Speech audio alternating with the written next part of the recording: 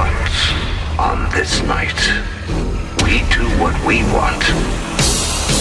We make our own rules. This is our night. This is our show. On this night, we rise. This is the bleeding edge of science, technology, and ethics. This is Solution.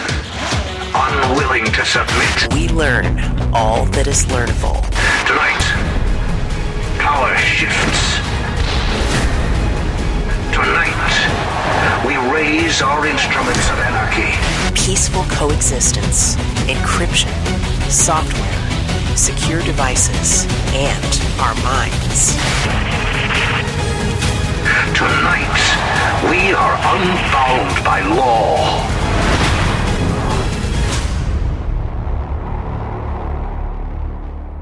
It's time for Sovryn Tech. And now your host, the golden stallion of the tech world, the rated R radio star, Brian Sovryn.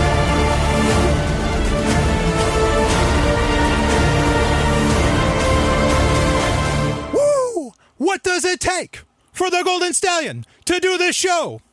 Well, in the words of one of the big boys over at Apple, Phil Schiller, or as I like to call him, Phil the Shill, it takes courage. Courage. And you'll know what all that means in a second, but right now, you better hold on. Because this is about to get bumpy, baby. Because the man of tomorrow, Savzu, the rated R radio star, the world's most interesting anarchist, as some say, the Dr. No of the tech world, as others would say, is ready to go one more time. Woo, baby! It's time for that Sovryn Tech, and let's break right into it. Oh, man. I hope you can get through it, brother, because this is going to be so loaded. I have so many things to cover. I don't know how I'm going to get it inside of 2 hours, but we've got a lot to talk about. A lot of it is very timely, so I want to get into it. Okay, I have to get into it this week if perhaps people want to take advantage or disadvantage of what some of the things I'm going to talk about is. But, oh, man, and I don't even know where to start. I really don't know where to start. There are so many stories to get into. We're not going to do one main story. I mean, there's going to be, 3-4 main stories, and they all kind of interweave. They're all connected, man. Woo, it's all connected, man. And I'm going to prove it, like the Golden Stallion does every single week on this show. Now, why don't we go ahead? Let's do some random access. Let's warm things up a bit. But if you don't think I'm already warmed up, I'm warmed up. But let's talk about it. Actually, I'm going to start off with something that I might end up being wrong. I talked about maybe 2-3 weeks ago. There was Mozilla was announcing that Firefox, they are switching over to Chrome's model of memory management for the web browser. And I said, I don't really care for that. I don't like that style where everything is a separate process and all this. I like it all to be one process. I mean, if for no other reason alone than when I'm using Windows, to be able to actually shut down the web browser, say I have to do a hard shutdown, end process and all that, through the task manager. Like, try shutting down Chrome if you want to shut it down entirely. I mean, you have to flip through. I mean, you can say that, well, you just go through the one that's using the most. That doesn't always work that way. But, I mean, it's not so much a problem with Linux, but then, of course, Chrome isn't as much a problem on Linux as it is on Windows either. But regardless, anyway, I said I didn't care for that much, that I think there's problems, and I still, hold to the fact that I think there are issues with that kind of, memory management model where it's so many separate processes. But supposedly, in, of course, Mozilla's own labs, they are finding out that this new multi-process architecture that they're using is giving them 400 to 700% increases in responsiveness. Now, that's not exactly speed. Using the word responsiveness is very particular. Okay, and using it in, kind of these best case scenarios, at Mozilla, I find that to be questionable as well. All these statistics we've talked about it, like with the claims that Microsoft was making with Edge, the claims that Opera makes, all these different web browser claims. I mean, they're super particular with the language, and they're often under some degree of best conditions, which does not reflect the real world, in my opinion. So that would help a lot. If some of these guys would just say, in their opinion, we could be like, okay, well, you're making that claim. We'll see how it shapes up when it actually gets out here. But whatever. Anyway, so supposedly there will be a 400 to 700% increase in responsiveness. I believe this will be fully implemented with Firefox version 50. If it does, okay, great. I guess I'll take the extra responsiveness. I'm not going to switch to Chrome, or, I'm not switching, elsewhere. But it remains to be seen. I really want to see that proof. I want to see that hard data when it gets out into the real world, just how, what that responsiveness looks like. And again, pay close attention to that word. It's funny. It just struck me the other day. Speaking of Firefox Quick, it just hit me the other day when I was going into a private mode on there. Like Firefox has this purple Venetian mask, kind of like you'd see in Eyes Wide Shut, right, during the orgy scene. And I just saw that and go you know what? I love that, man. That is so good. And I think Mozilla knows the sex they're selling when they put that on there. You see that, you just instantly feel naughty. You've got that shield, and then you've got that Venetian mask, saying, ho, ho, you go do what you want to do right now, baby. Ooh, yeah. It feels like that. So anyway, I love it. I think that's wonderful. Something else, actually, that'll lead into the next bit of random access, that the WebVR standard is starting to get really, really highly developed by pretty much every major browser company out there. Microsoft just announced that Microsoft Edge is putting WebVR, into Edge itself, which they probably couldn't have done with Internet Explorer. It really speaks well of them, going with with a totally new web browser, that being, Microsoft Edge, and really leaving, Internet Explorer in the dust, except for when compatibility, old compatibility issues are needed to be resolved. So WebVR is allowing for virtual reality internet. Firefox, I think, was really on top of this. Certainly W3C was, which is, largely... Mozilla has a lot of sway in that group. Let's just put it that way. That doesn't explain the particulars. But anyway, everybody's getting on board with WebVR. I think that's wonderful. I look forward to this, being pushed more. And honestly, if it's in Edge, okay. Like I said, I'm not telling people to go use Microsoft products. I'm not even telling you to use Edge. But let's be clear here that it is the number 2, or I think it's actually maybe the most secure. I think it beat out Chrome, or maybe it was number 2 at the recent Pwn contest. You can say this because it's not a hot target. Well, maybe that's true, but whatever. You want to talk about some statistics that are legit. That's one of them. So, it's a secure browser, and hey, and if it's going to get all this stuff built in, like now it has extensions and all that, fucking great. I always tell you, software minimalism is a thing. It's something people need to practice more. Software minimalism is that you install the least amount of software possible, and sometimes you even use the default software to keep from creating further security gateways and exploits. Okay, it's a security concept that people can take advantage of, especially people that aren't so tech savvy. I think it's a fine thing to do. Okay. Now, you want to watch out for the tyranny of the default, but you get what I'm saying. Anyway, let's move on from that. Speaking of VR, this was interesting, and I kind of get it and I don't get it at the same time. I think this is going to end up being a gimmick. And these are the ideas that are getting pressed, the one I'm about to tell you. These are the kinds of ideas that are getting some serious press. And I think that's why a lot of people, even very smart people in the tech world, will tell you that they think VR is really just a gimmick still, which I just totally disagree with. It is not just a gimmick. But what's happening is now there are going to be theaters that are going to have what's called IMAX VR. Okay, now, this does not mean that you're going to go into an IMAX theater, you're going to watch, the latest movie, whatever, you're going to go see Star Wars Rogue One, and you are going to be completely immersed in the film. It is not that. And in fact, if it was that, why go to an IMAX theater? Just sell people the fucking headset. It absolutely is not about doing that. But what it is about doing, I also think that's why can't people just do this at home? It doesn't make sense. The idea is that there is going to be a separate room, an exit stage left, or perhaps stage right, depending where you are in the theater, in an IMAX theater, where you can go into another room, put on a headset, and then you could sort of, explore parts of this world after you see the movie. I guess that way there aren't any spoilers.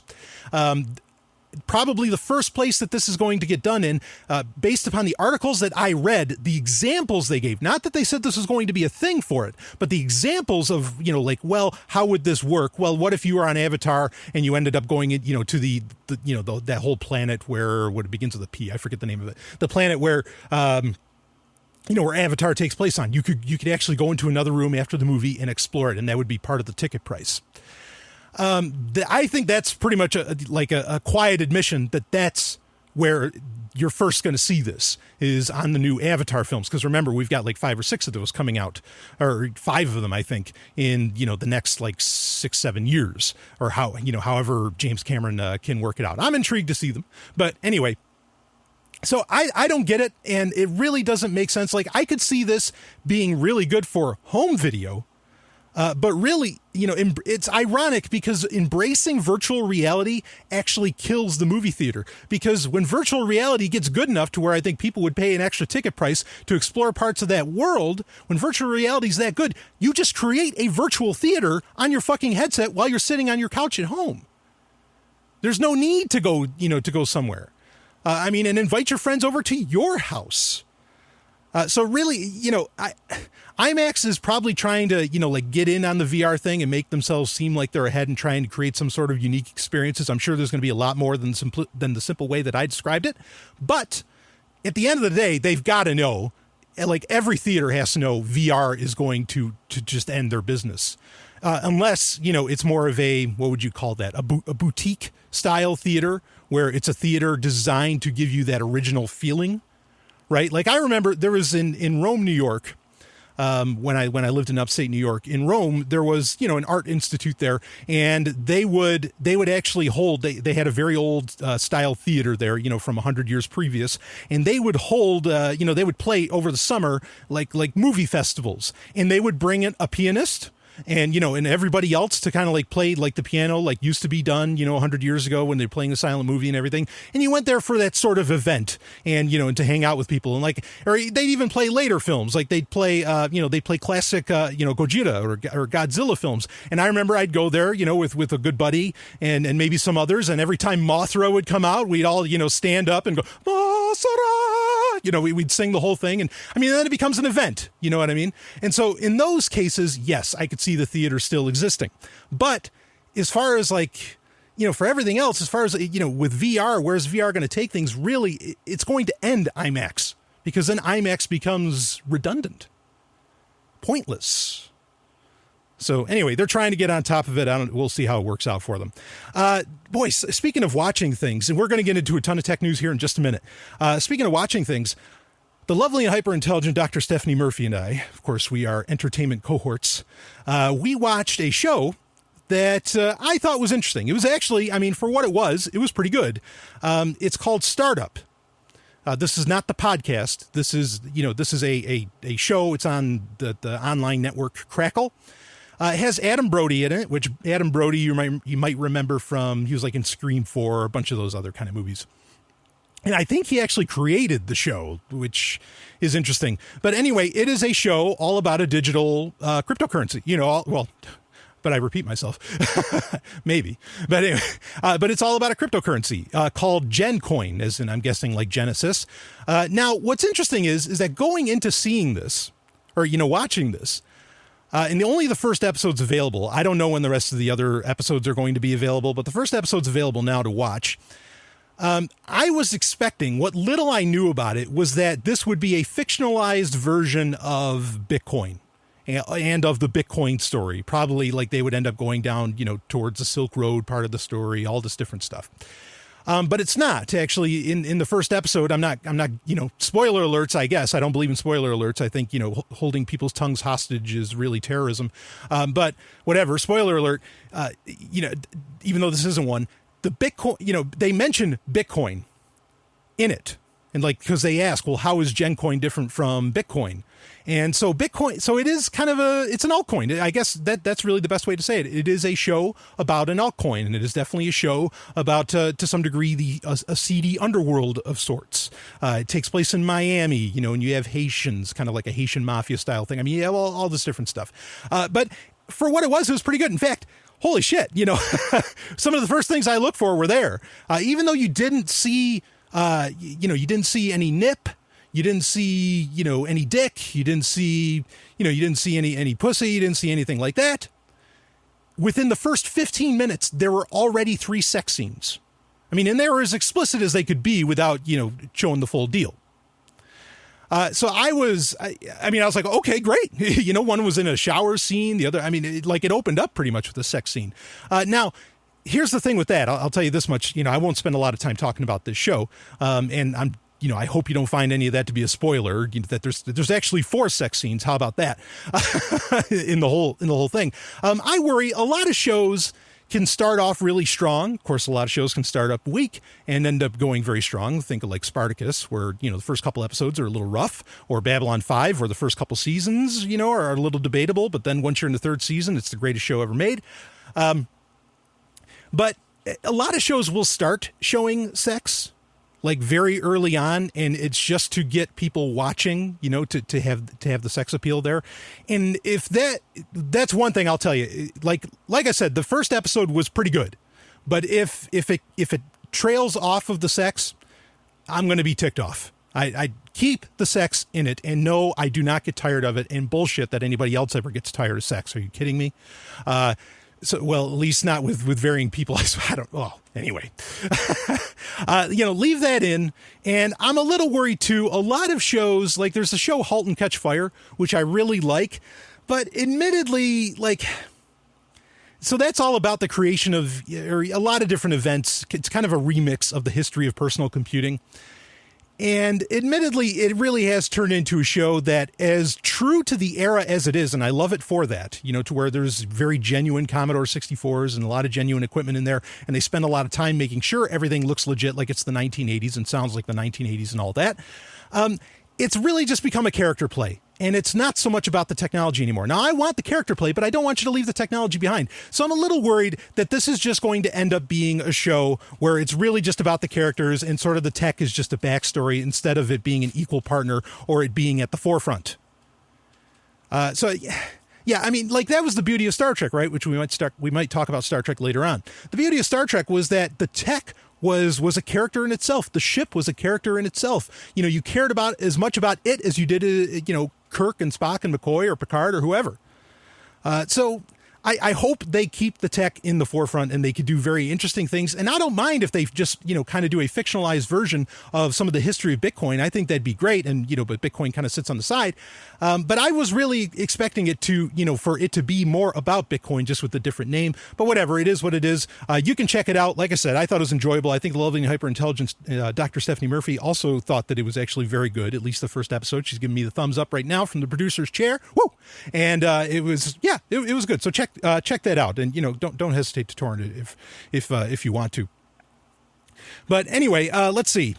Oh, here's another one. We'll get through just a little bit more random access, and then we got a ton of stories. We're going to be talking Apple, but I've got a lot more to talk about than just Apple. We're going to talk Synereo. We're going to talk Monero. We're going to talk Dash. We got a ton of shit to get into. Okay, so bear with me here. But this one is important because, as I've said, I've recently significantly decreased the amount of ways within which you can interact with the show or that you can talk to the show. And one of really the 2 or 3 left is Twitter. Of course, there's Twitter, email, Patreon. Those are the 3 ways, to interact with the show.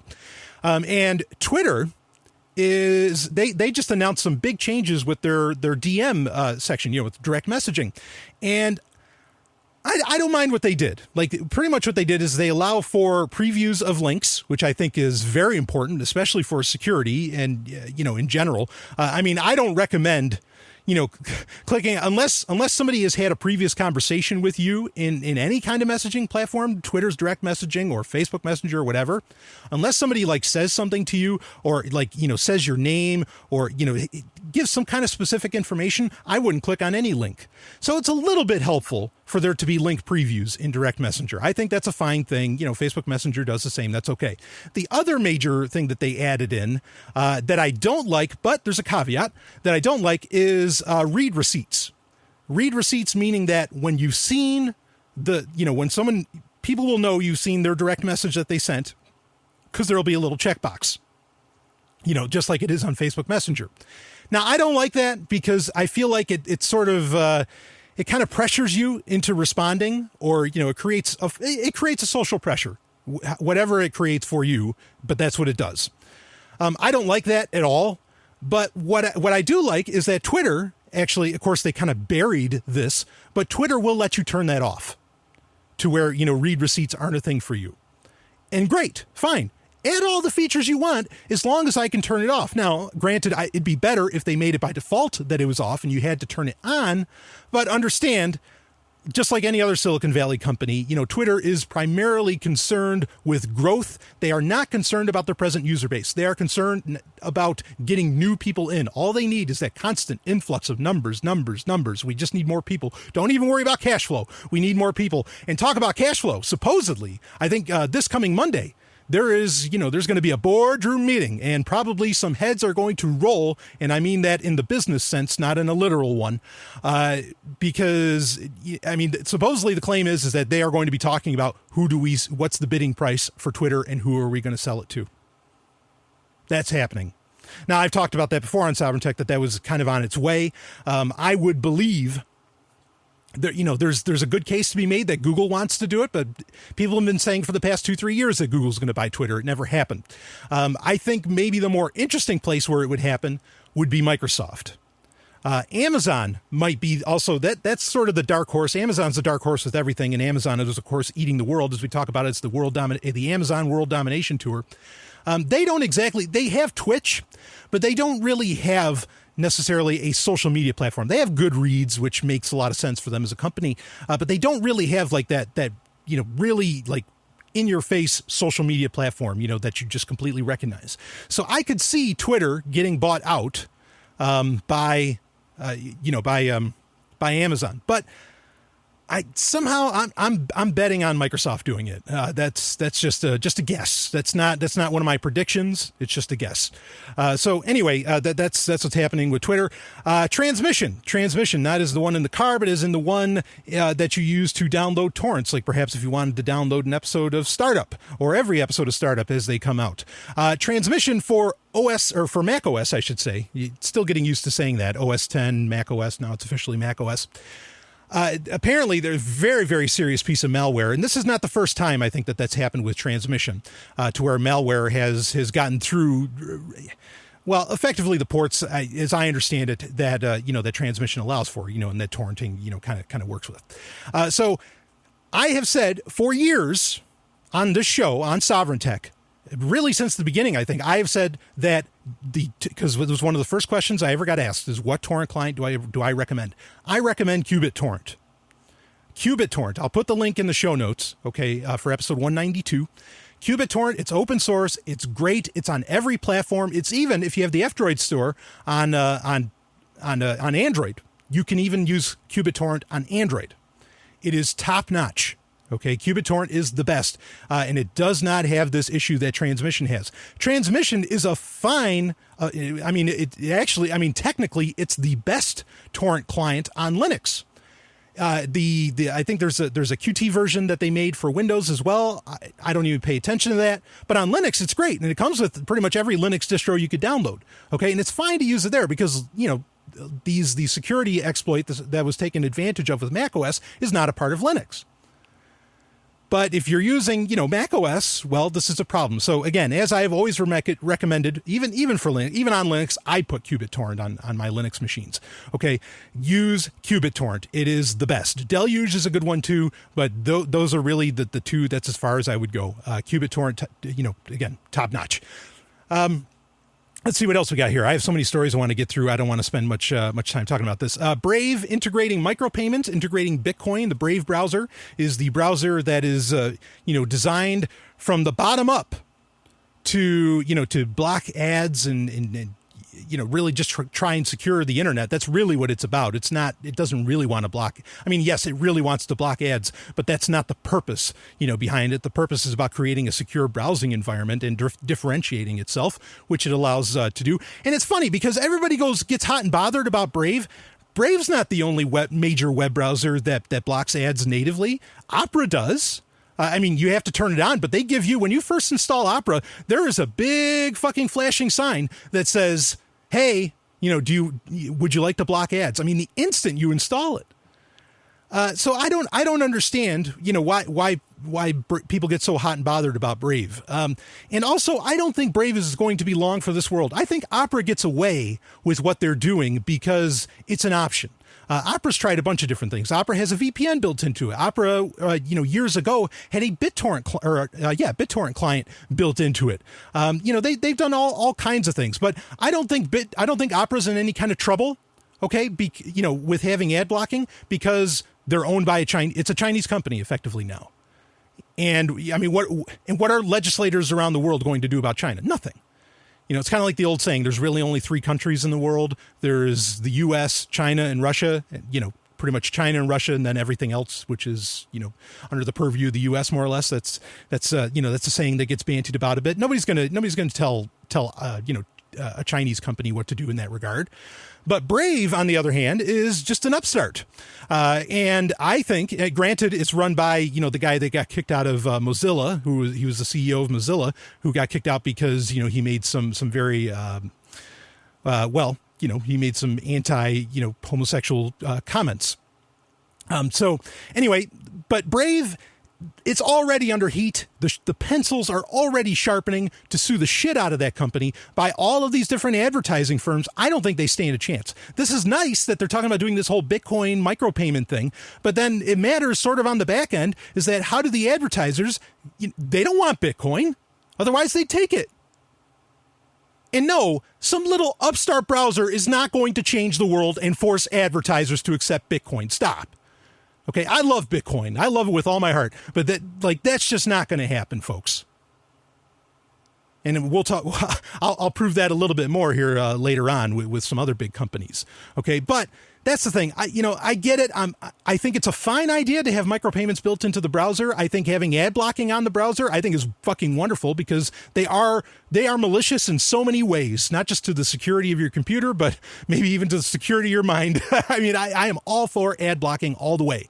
Okay. But Brave does not excite me at all because they're either going to have to kowtow at some point to where their ad blocking becomes meaningless, or they're just, they're going to get sued out of existence. That's the reality, folks. Anyway, a couple more stories quick. So just real quick, there was a big, hullabaloo about maybe 2-3 weeks ago that WhatsApp was now going to share your personal data, at the very least your phone number, with Facebook. When Facebook bought WhatsApp a couple of years ago, or a year, however long ago it was, they said, we will keep this separate. We are not going to combine the two. And of course, now Facebook and WhatsApp are lying, or at least Facebook's lying. Not a shock. And like I've said forever, especially about WhatsApp, is that WhatsApp is just an addition. It is a bought addition to the honeypot of data about you that is Facebook, which Facebook, without batting an eye, hands over to every single alphabet soup organization around the world. Woo! And in many ways, that can be proven. I'm making a very broad claim, okay? But come on. I mean, even that WhatsApp case we've brought up many times where WhatsApp was used, supposedly when it has this, it has this great end-to-end encryption, even though that's been proven to be bullshit the way they implemented it, that it's been used to stop terror attacks by WhatsApp sending data about, a terrorist action going down, a terrorist plot, and sending it off, to whatever, it was in Europe, actually. It wasn't even in America. It was in Belgium, I think. And it's a honeypot, folks. And please, I don't support terrorism. I don't support, lethal force, that kind of violence or anything like that. I don't misunderstand me. But let's just be clear about what that means for everybody. Not just the quote-unquote bad guys. So there you go. Facebook lied once again. Next one. Skype. Here's a little Microsoft story. I think this is interesting. Skype Teams. This is going to be theoretically, it's coming. There's already talk of a Skype Teams. As far as what it is, that's up to some degree of conjecture. But Skype Teams appears to be a Slack competitor. Okay. Now, I for some things I have to do, I use Slack.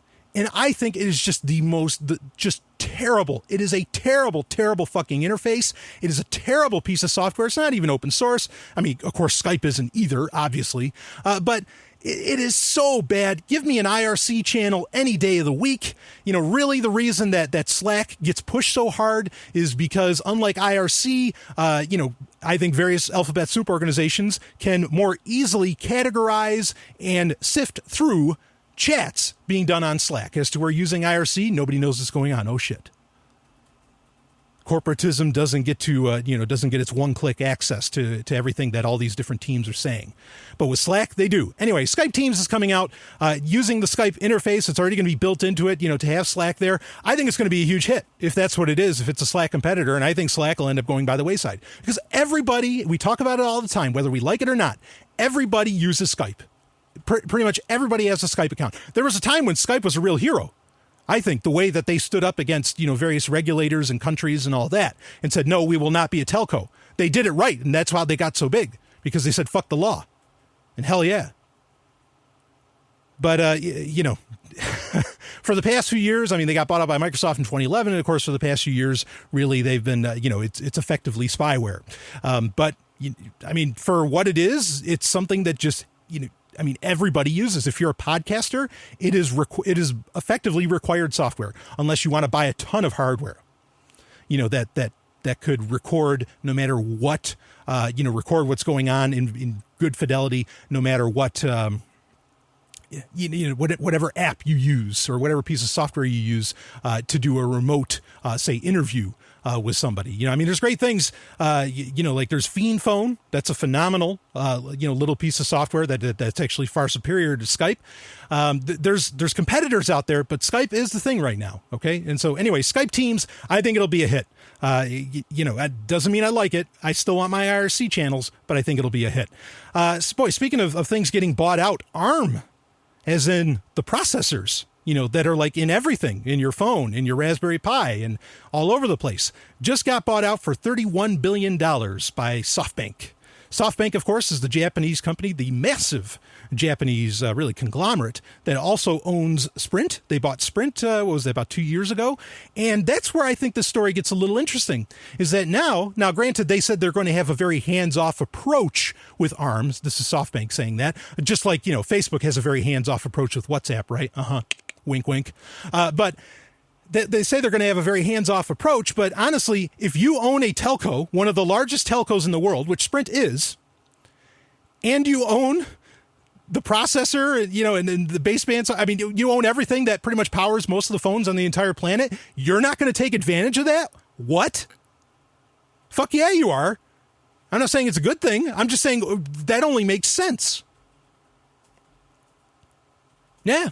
I don't know how this is all going to shape up or look, but pay attention to that. It was kind of funny that a lot of people reporting on that story totally neglected to mention that SoftBank also happens to own a ton of telcos, including Sprint. Anyway, last story while we're on the subject of smartphones, and then we're going to switch things up big time.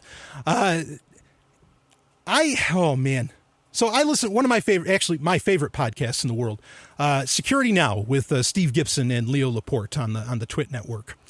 Though if you don't like the Twit network, you can get Security Now independently. They talked about there's a link to the story and everything, but where now there is an API that's been built for websites, for mobile sites, but not just mobile, of course, but for websites to be able to access the data coming from the ambient light sensor on your device, on your phone, tablet. I imagine there's already PCs that have ambient light sensors on them. Okay, and this is that little sensor. You can't really see it. It usually it's like just under the bezel at the top, and maybe there's one on the back for you as well, but I don't think it's needed. But anyway, it's not a camera. It's just a little sensor, and it can only see, it can pretty much see the primary colors. And generally, this is used for, if you have an automatic lighting system, or, where your screen brightness, not lighting, but brightness, an automatic brightness system where your screen changes automatically based upon the amount of light wherever you happen to be. If it's outside, it's very bright. If you go into a dark room, it gets very dim, and it gets used for other things. But now security researchers have already looked at it and said, well, this can get used to track you. And they proved how, like they showed with just those colors, that while granted it's not enough alone to track you, it does significantly, bring it closer to 100% identification of who and what it is, with said device, who's holding that phone, whose phone is it, blah, blah, blah. It just adds on. So many of these fucking, web APIs, holy shit. And then you think about, was it Google what was that API? They just spent billions on some API company. I mean, there is so much power in this stuff. And I worry a little bit too, because like even your e-readers, which generally I like to think of as, well, not the Amazon ones so much, but some others, they're largely secure devices. I mean, they have ambient light sensors on them even, to help with that, again, that whole automatic brightness thing. I forget what Steve Gibson called it on Security Now, but he came up with another acronym that effectively meant this is another way to track you. It was like TFDWA or something like that, some crazy acronym, but it was right on. But the ambient light sensor. Now, I want to shift gears. Okay, let's get away from the random access. I had somebody ask me through Patreon, and of course, if you want to be a Patreon subscriber, I would be honored if you were. There's hours and hours, just in over a month and a half, there's over 30 hours of extra content, extra Sovryn Tech Q&A episodes, specials, Sovryn Top 8s, all kinds of stuff available there. Okay, and it's at least $1 a month. I'm doing the pay what you want model, but you can give more than $1 a month, and many have, and many people have upgraded after just putting in $1, and then they're like, holy shit, look at all the stuff we're getting, and they went with it, and I'm honored by that. I'm so honored that these people are on board with the show. So anyway, I talked about it. Someone asked me through Patreon, because then you have access to the Patreon Messenger, and you can message me directly through that, which I always respond to those like as instantaneously as I can. I get back to people on that. Through that messenger, somebody asked me a question for a Patreon Q&A episode, and they asked me about Monero and how it relates to Dash and all this. And so in this past week's, I believe it was episode 4, subscriber content episode 14, in the past week's Q&A, which came out Wednesday, I did a full breakdown, largely of the history of Monero and the history of Dash. Okay, so I talked about it there. I'm going to talk about it briefly here, but if you want to hear the rest of what I have to say about it, because there's a lot to cover on it, you can, if you want to join Patreon, please do. Patreon.com/SovrynTech, and you can get the hookup.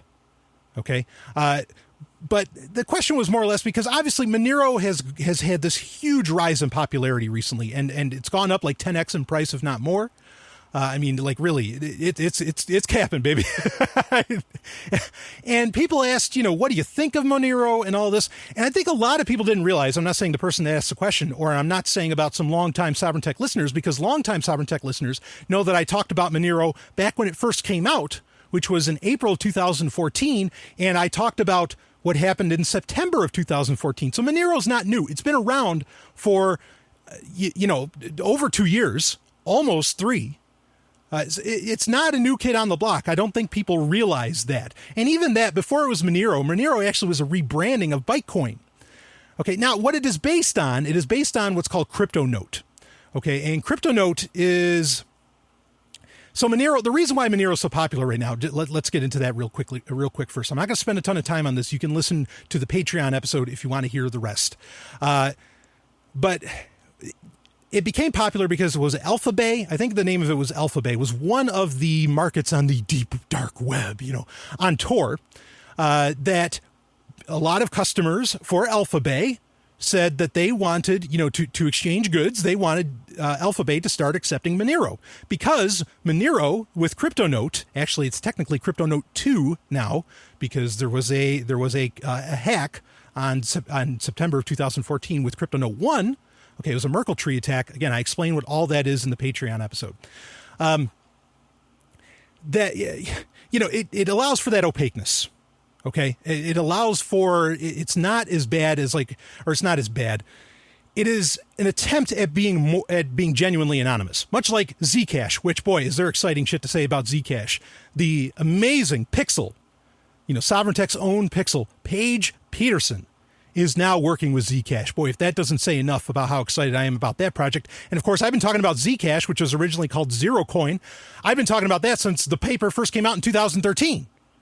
That's why I get excited about it, because it's such a great idea back then, and it's, kind of been working, off and on here and there. And now finally it's going to get its big release in October. Very exciting. Very excited about Zcash. Have been for years on this show. And we've been covering it and talking about its developments and everything for that long. And it's always been a little skeptical. How come because originally, remember, it was Zcash, not Monero, but was Zcash, or was Zero Coin, which it was called at the time. The idea was originally that it was supposed to get implemented into Bitcoin. And the core devs of Bitcoin wouldn't have it. And I was always a little concerned about that. Okay, because as many people in the space have said, myself included, for years and years and years, the one thing that could unseat Bitcoin would be a cryptocurrency that was more anonymous. That is the one feature that I think, could make something bigger than Bitcoin. That doesn't mean Bitcoin's going to go anywhere, but that something could become more valuable. Monero fits into that category of something that I'm not saying it's going to. In fact, I don't think it's going to be more valuable than Bitcoin, or, that it's going to unseat it. All right. But Monero is definitely appealing to a certain audience, to an audience that wants its anonymity, just like the customers of Alpha Bay and other various stores, that are on tour. So yes, there was a point where Monero had a real problem, because a great Sovryn Tech listener actually asked me about Monero years ago, and what did I think about it and all that. And I said, well, it looks like the development team, the dev team was, kind of on rocky shores. I'm not feeling super confident. And then in September, there was, effectively theoretical Merkle tree attack that, showed there could have been counterfeiting. Now that has to do with the Merkle tree. You have to understand what that is. And it's effectively a system of quickly verifying hashes, through nodes. Okay. I went into much more depth in the Q&A episode. All right. But the potential for counterfeiting was there. And then, once you can counterfeit a currency, well, then kind of what good is it? I mean, yeah, sure, the US dollar gets counterfeited, but then at the beginning of the day, what good is the US dollar? It's just something backed by nuclear weapons. It really doesn't have any actual value or any worth. So anyway, all of that out of the way, Monero has really skyrocketed as late. As far as its ability to deliver on the anonymity, well, it certainly does do a better job than Bitcoin. Some people will say that anonymity can be added into Bitcoin and will be added in with various side chains and all that. Okay, when that comes out, I'm sure people will be excited about it and they will make use of it, and and they'll rock and roll with it. But for right now, Monero is out there. And I think that's fine. My opinion on Monero, that was effectively the question, is that, yeah, that can exist. As I've said for years. I know I keep saying for years, but it's because I don't, I listen to a lot of these other Bitcoin space shows and cryptography shows and all, and they don't talk about this stuff. So that's why I say for years, because I want you to know that when you listen to Sovryn Tech, you're getting the information months, if not years, ahead of all of these people that claim to be experts on the matter. But the point I've been making for years is that I think in a freer market, or in an actual freed market, you will end up with thousands of currencies. You will not end up with one. I know some people like to say, well, if you take Austrian economics to its logical conclusion, you will end up with, a singular currency. I absolutely do not agree with that. Because there is historical precedent for when government was less involved in money, you had a lot more monetary tools, available to you. Okay. A lot more systems of value. So, Monero, I think, can sit right alongside Bitcoin. No problem whatsoever. Now, as far as Dash, in comparison to Dash, the point I'll make quickly here is that I've talked about Dash actually a little more than I've talked about Monero, but I talked about it also back when it was called Darkcoin. You see how these things keep changing names? Because there's the reason they change names is because there was an issue with, say, the previous name, and so they want it to be, something else, or maybe they grew to a certain point and they want something that's a little more catchy, that rolls off the tongue a little bit better. Darkcoin, I guess I could see where there'd be a marketing problem and they want to change it to Dash. But Dash there's some other, I think there's some messaging features, there's some other features available inside of that. I don't really have a problem with Dash. I'm not saying go invest in it. I'm not saying go invest in Monero. I'm not saying to go do any of that. I'm just saying those kinds of things, I don't really have a problem with how with the fact that they exist. It's not like Ethereum, where I think it's a fucking terrible idea and nobody asked for it. Yes, people are asking for more anonymous ways to store and exchange value. Lots of people are asking for that. So please, Dash, Monero, Zcash, side chains on Bitcoin, whatever, do them all. And they can all coexist. And hopefully they will coexist. I am all on board with that. Okay? I'm not telling you what to go looking at. what to invest in. But as far as my opinion, no, I don't really have much of a problem with them. I mean, I stopped looking at Darkcoin/Dash years ago because they had on their website, I've talked about this before, on their website, they had a series of goals that they made, for the currency, to where they were going to be GPU resistant, I think, and a bunch of other ones. And they kept, and I mean, credit to them for being transparent. They didn't just erase the lines. They would just cross out the lines of the things that it stopped being. Okay. Okay, no, we failed on this goal. We failed on this goal. But it was failing on its goals when it first started out. And I was like, all right, forget it. I'm just, it's not doing anything for me. So I didn't pay attention to Dash. That doesn't mean that I don't think it can't exist. I mean, there's things that I really don't want out there in the world, like Ethereum, but whatever, Dash, Monero, I think that's fine. Well, anyway, if you want to, like I said, listen to that Patreon episode. I went into far more depth over what the differences are between Monero and Bitcoin, like how Monero is memory intensive instead of CPU intensive, all this different stuff. So please do check that out, and I'd be honored, that you're donating to the show. It means a lot to me.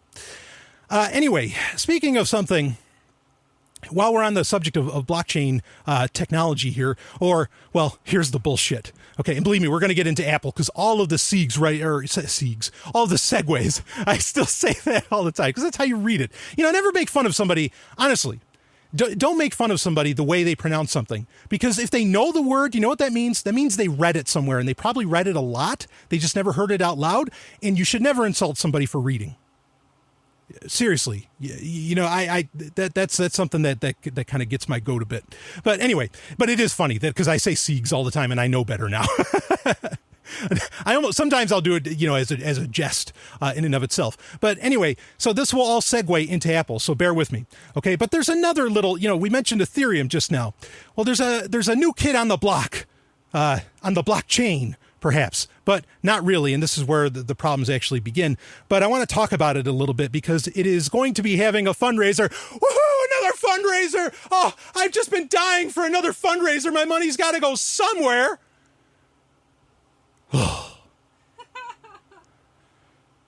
Anyway, come September 19th, 8 days away. This is being recorded, it's a little over 8 days, which is being recorded on September 10th. Synereo will be coming out, and their currency, their in-game currency, which is what you might as well call it, because if the technology itself is not the currency, is it all just a game? But anyway, Synereo, it's called AMP. Okay. Now I'll tell you something, and I'll explain more what Synereo is. But I'll say this, I'm not giving you financial advice. I am not a finance advisor. I have, no legal standing to be able to tell you to do this sort of thing. So please do not blame me.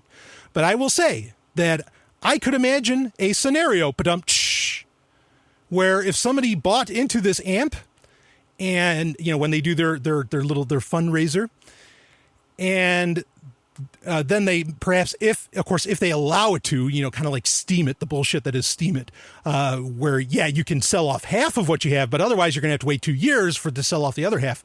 So depending on whether or not Synereo, and I don't have any details on this, allows you to sell off what you have, you could probably do a pretty good pump and dump, and you could probably make a pretty hefty quick buck if you sold off your AMP, a couple months later on after Synereo is released, or maybe even after, the whole fundraising event is over, because because AMP will be stored, it's kind of like MadeSafe coins, where they are being stored on Omni, right? Which used to be Mastercoin. So anyway, there's a play that could probably happen there, but understand, I think you're supporting an idea, a system, a technology that is just absolutely full of shit. Spoiling the lead here, okay, with Synereo. What Synereo is, it's a few things. So it's initially advertising itself as a competitor to Steam It. It's advertising itself as a social media platform. But then when you continue to read on, and I put 2 links in the show notes where you can read, I believe there's a Bitcoin Magazine article that talks about it, where they talk with the devs. And then there's also their main website in the show notes for episode 192. Now, I'll start off with that as well, is that some of the devs involved in this, in Synereo, are directly from the Ethereum team. And I think that's going to lead to kind of the answer on this whole thing. But they are starting off calling themselves a social media platform. But as you read on, they say, actually, we're so much more. social media is just one aspect of what we're doing. We are an entire platform. So when you get to the end of everything they talk about with Synereo, it's just another Ethereum. And in fact, it's working very closely with Ethereum, like I said. Now, they do some interesting, they make some interesting claims, like, well, we're not really a blockchain. We're actually an R-chain, which I don't know what the fuck R-chain means. But this is, as soon as I read that, when I was reading about Synereo, and it's Synereo, if you're going to go look it up right now. When I was first reading about it and they said, we're not a blockchain, we're an R-chain, that instantly raised red flags for me. Maybe that's what the R stands for, is red flags. Because now you're doing bullshit marketing tactics. And I get annoyed with bullshit marketing tactics because really what you're producing, what you're putting out there into the world, if it's really good, if it's something that's going to stand the test of time, if it's something that is really worth investing in for the long haul, it should sell itself. It should. But instead, they're going with these, really very shady tactics, in my opinion, of like saying, well, we're not really a blockchain. We're blockchain 2.0. We're blockchain 3.0. Whew. Which, I've used that term before to describe some things where something is beyond a blockchain, like MadeSafe. MadeSafe is beyond the idea of a blockchain. Okay, and there's other ideas that are really beyond the idea of a blockchain, even though that, they follow a peer-to-peer framework. But Synereo is not MadeSafe. Synereo is, like I said, it's really an Ethereum mock-up in many ways. And again, it's working directly with the developers. And that leads to really my initial problem here, or my initial problem is the marketing. My second problem is this. Now, I told you how there's Ethereum developers involved in all of this and how really, in many ways, it's a mimic of Ethereum. I'll explain the differences in a minute. But I think that considering what's happening between Ethereum proper and Ethereum Classic, I think you are looking at the downfall of Ethereum in general. Now, I've been predicting that for years because it's just a terrible idea for a multitude of reasons, which I've talked over many, many episodes. I'm not going to necessarily reiterate them here. Okay, but I think that Synereo is an offload point. It is a jumping off point. It's a safe landing for all of those Ethereum developers, all of those Ethereum projects, and perhaps even all of those Ethereum investors of some kind. That's how tight-knit this is. I think this is going to be effectively not blockchain 2.0, it's going to be Ethereum 2.0, and it's going to fall prey to all of the same problems. And in fact, it's going to be much worse. Now, the developers for Synereo are saying, look, if the DAO situation, the DAO hack, it really wasn't a hack, it was just using the DAO as the rules allowed for. Okay, but if the DAO hack, for just for shorthand, occurred on Synereo, it couldn't have occurred on Synereo. They would have been able to solve it instantaneously. Now they're being they're not being very clear on how their whole tech stack works to where they're to where they can allow this all to bolster their claims. They're not being very clear on all that. Because as I understand, and the reason they say that the R-chain is not a blockchain, actually, again, bullshit marketing, is because the R-chain prunes itself over time. This is my understanding based upon, what they have claimed and what the stories have been, read about, is that it kind of prunes itself over time.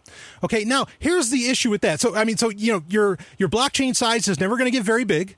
And it effectively is, well, we mentioned the Merkle tree, okay, the Merkle tree attack earlier.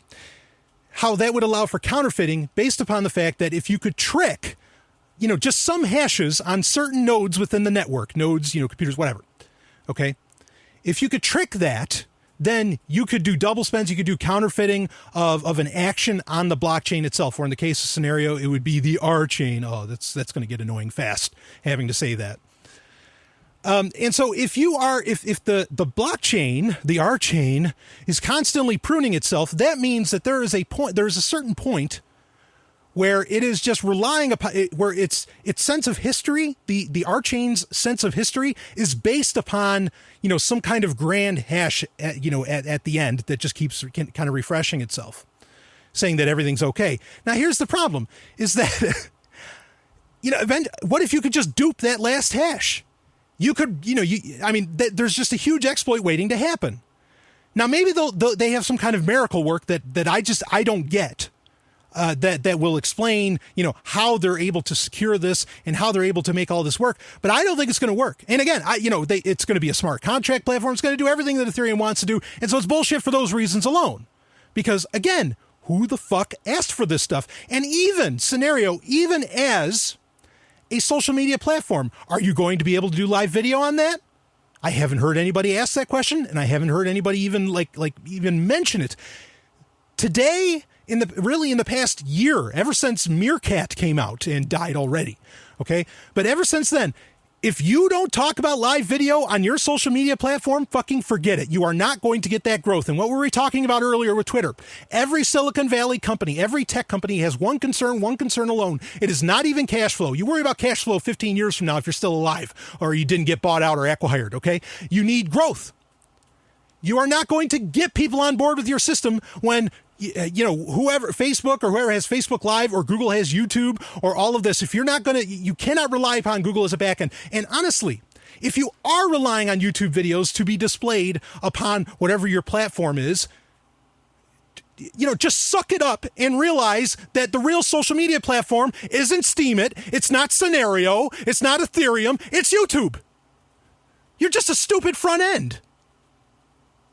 You're an extra step that you're trying to sell to people. You're like America Online in the 90s when people really just needed the internet. Get America Online out of the way.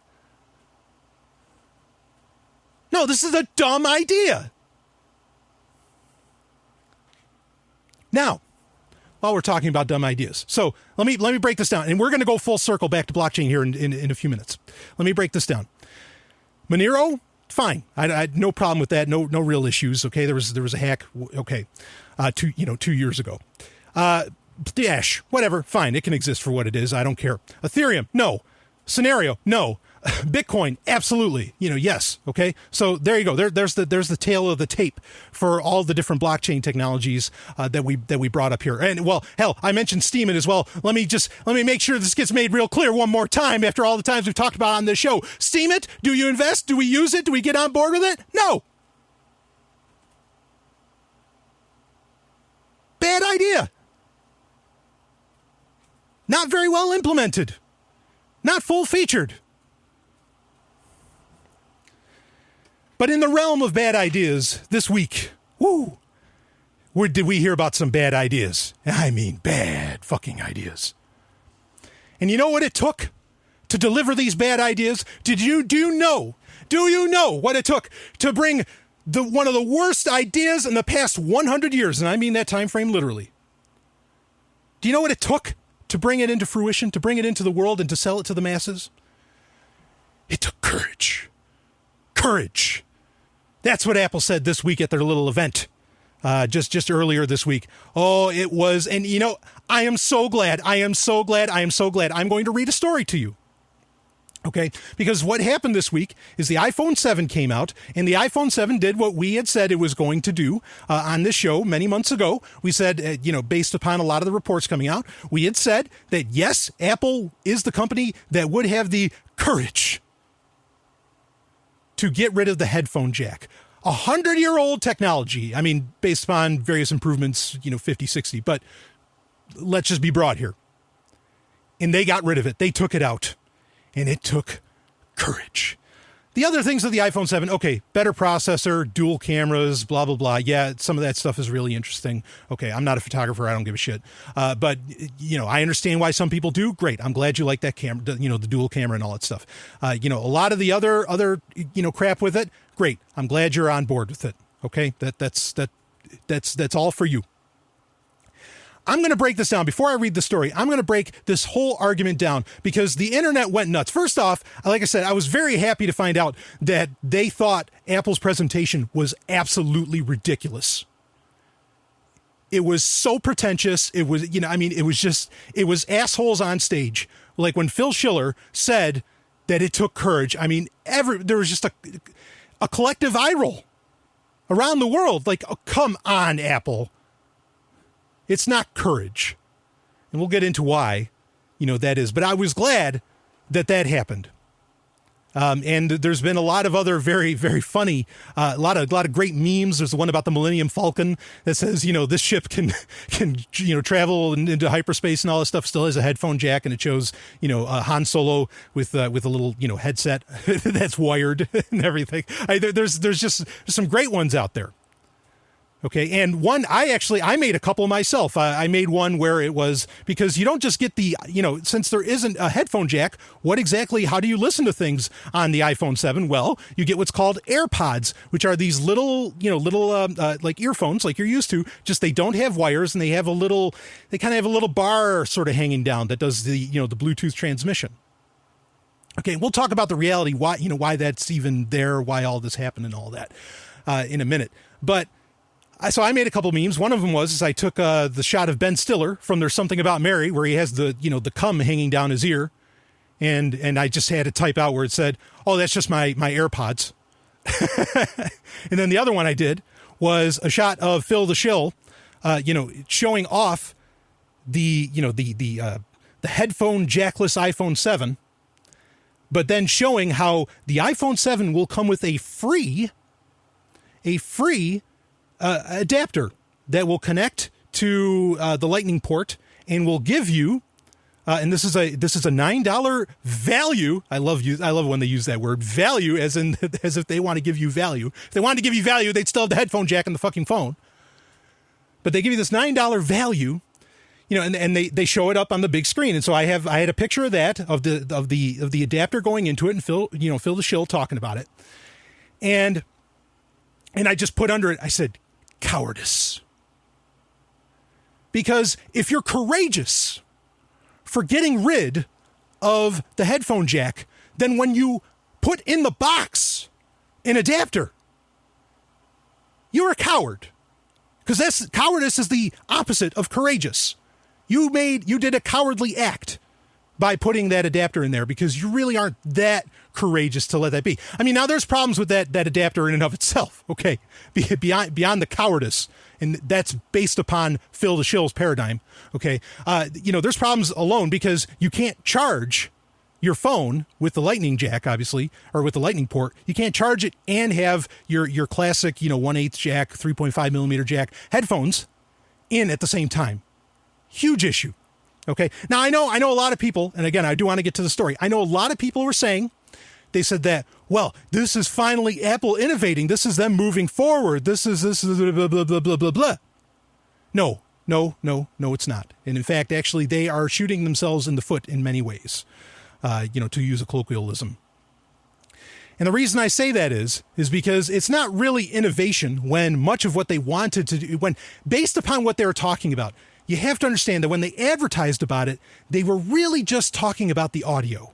They were not talking about anything else. And so it's really not an innovation when you create a very complex system like using, Bluetooth or even the Lightning port to transmit audio, when there are much simpler, more efficient implementations for, to be able to transmit audio. But this isn't about audio. So that's part one against it not being innovative.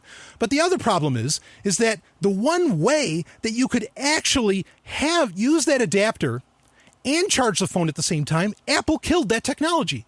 Well, they didn't kill it, but they certainly kept it from getting, any kind of mainstream adoption.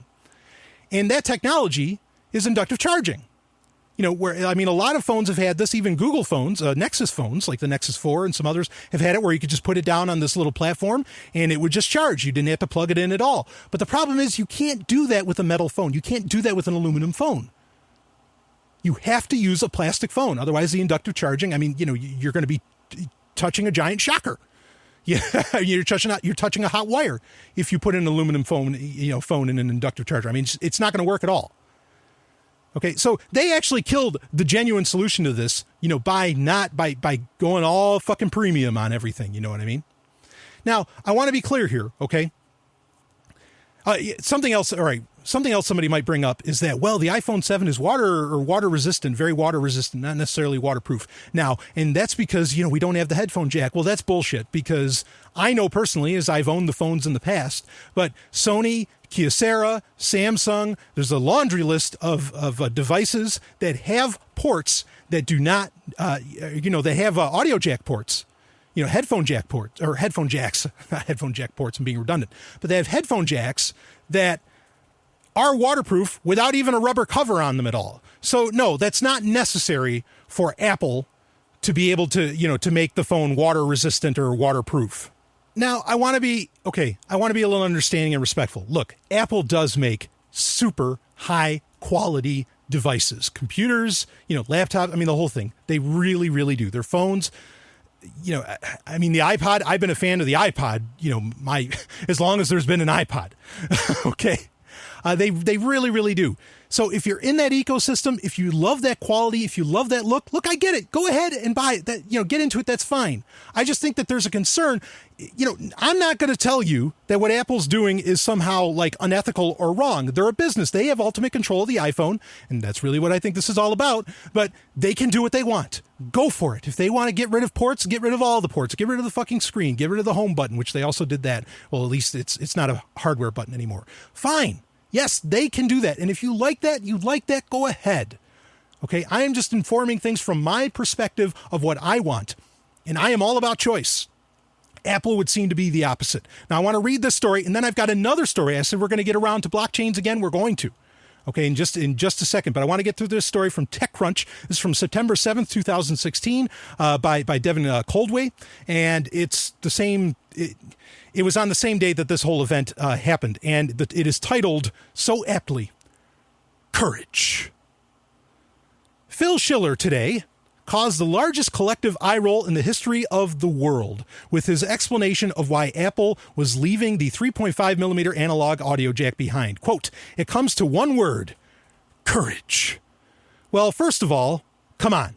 Apple was never known for its extreme humility, but presenters usually stop short of blatant self-aggrandizement. Well, maybe not Johnny Ive, but the others tend to temper their boasts with a sort of wonder.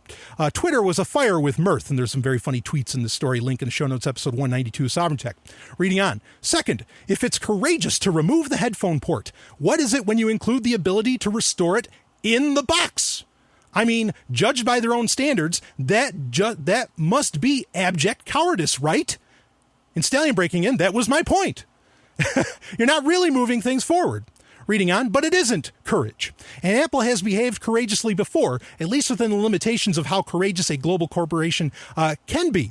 I think it was courage and self-interest that made it fight the FBI the way it has. It was courageous to come out in favor of marriage equality and other civil rights issues. Well, We've talked about all that on Sovryn Tech before, whatever. Removing the headphone jack from the iPhone is not an act of courage. It's an act of leverage. Now, I want to stop right here in the story, and I have a comment I want to make. Because the instant thing that people say to me, and I understand where they're coming from, is they talk about, and there's been rebuttal arguments about this, okay? Back when it was even first getting when it was rumored that they would get rid of Apple would get rid of the headphone jack in the iPhone 7. Okay, some people will talk about how Apple killed the DVD drive or the CD-ROM drive, how Apple killed, all the various different, printer ports, all the command port 3, all the classic stuff, the serial ports, all that. And they made it completely USB, back in the USB 1 days. All of this is true. Okay. They did do that. But here's the thing. Unlike with the iPhone, based upon the reasons they said they did it, which is largely has to do with audio.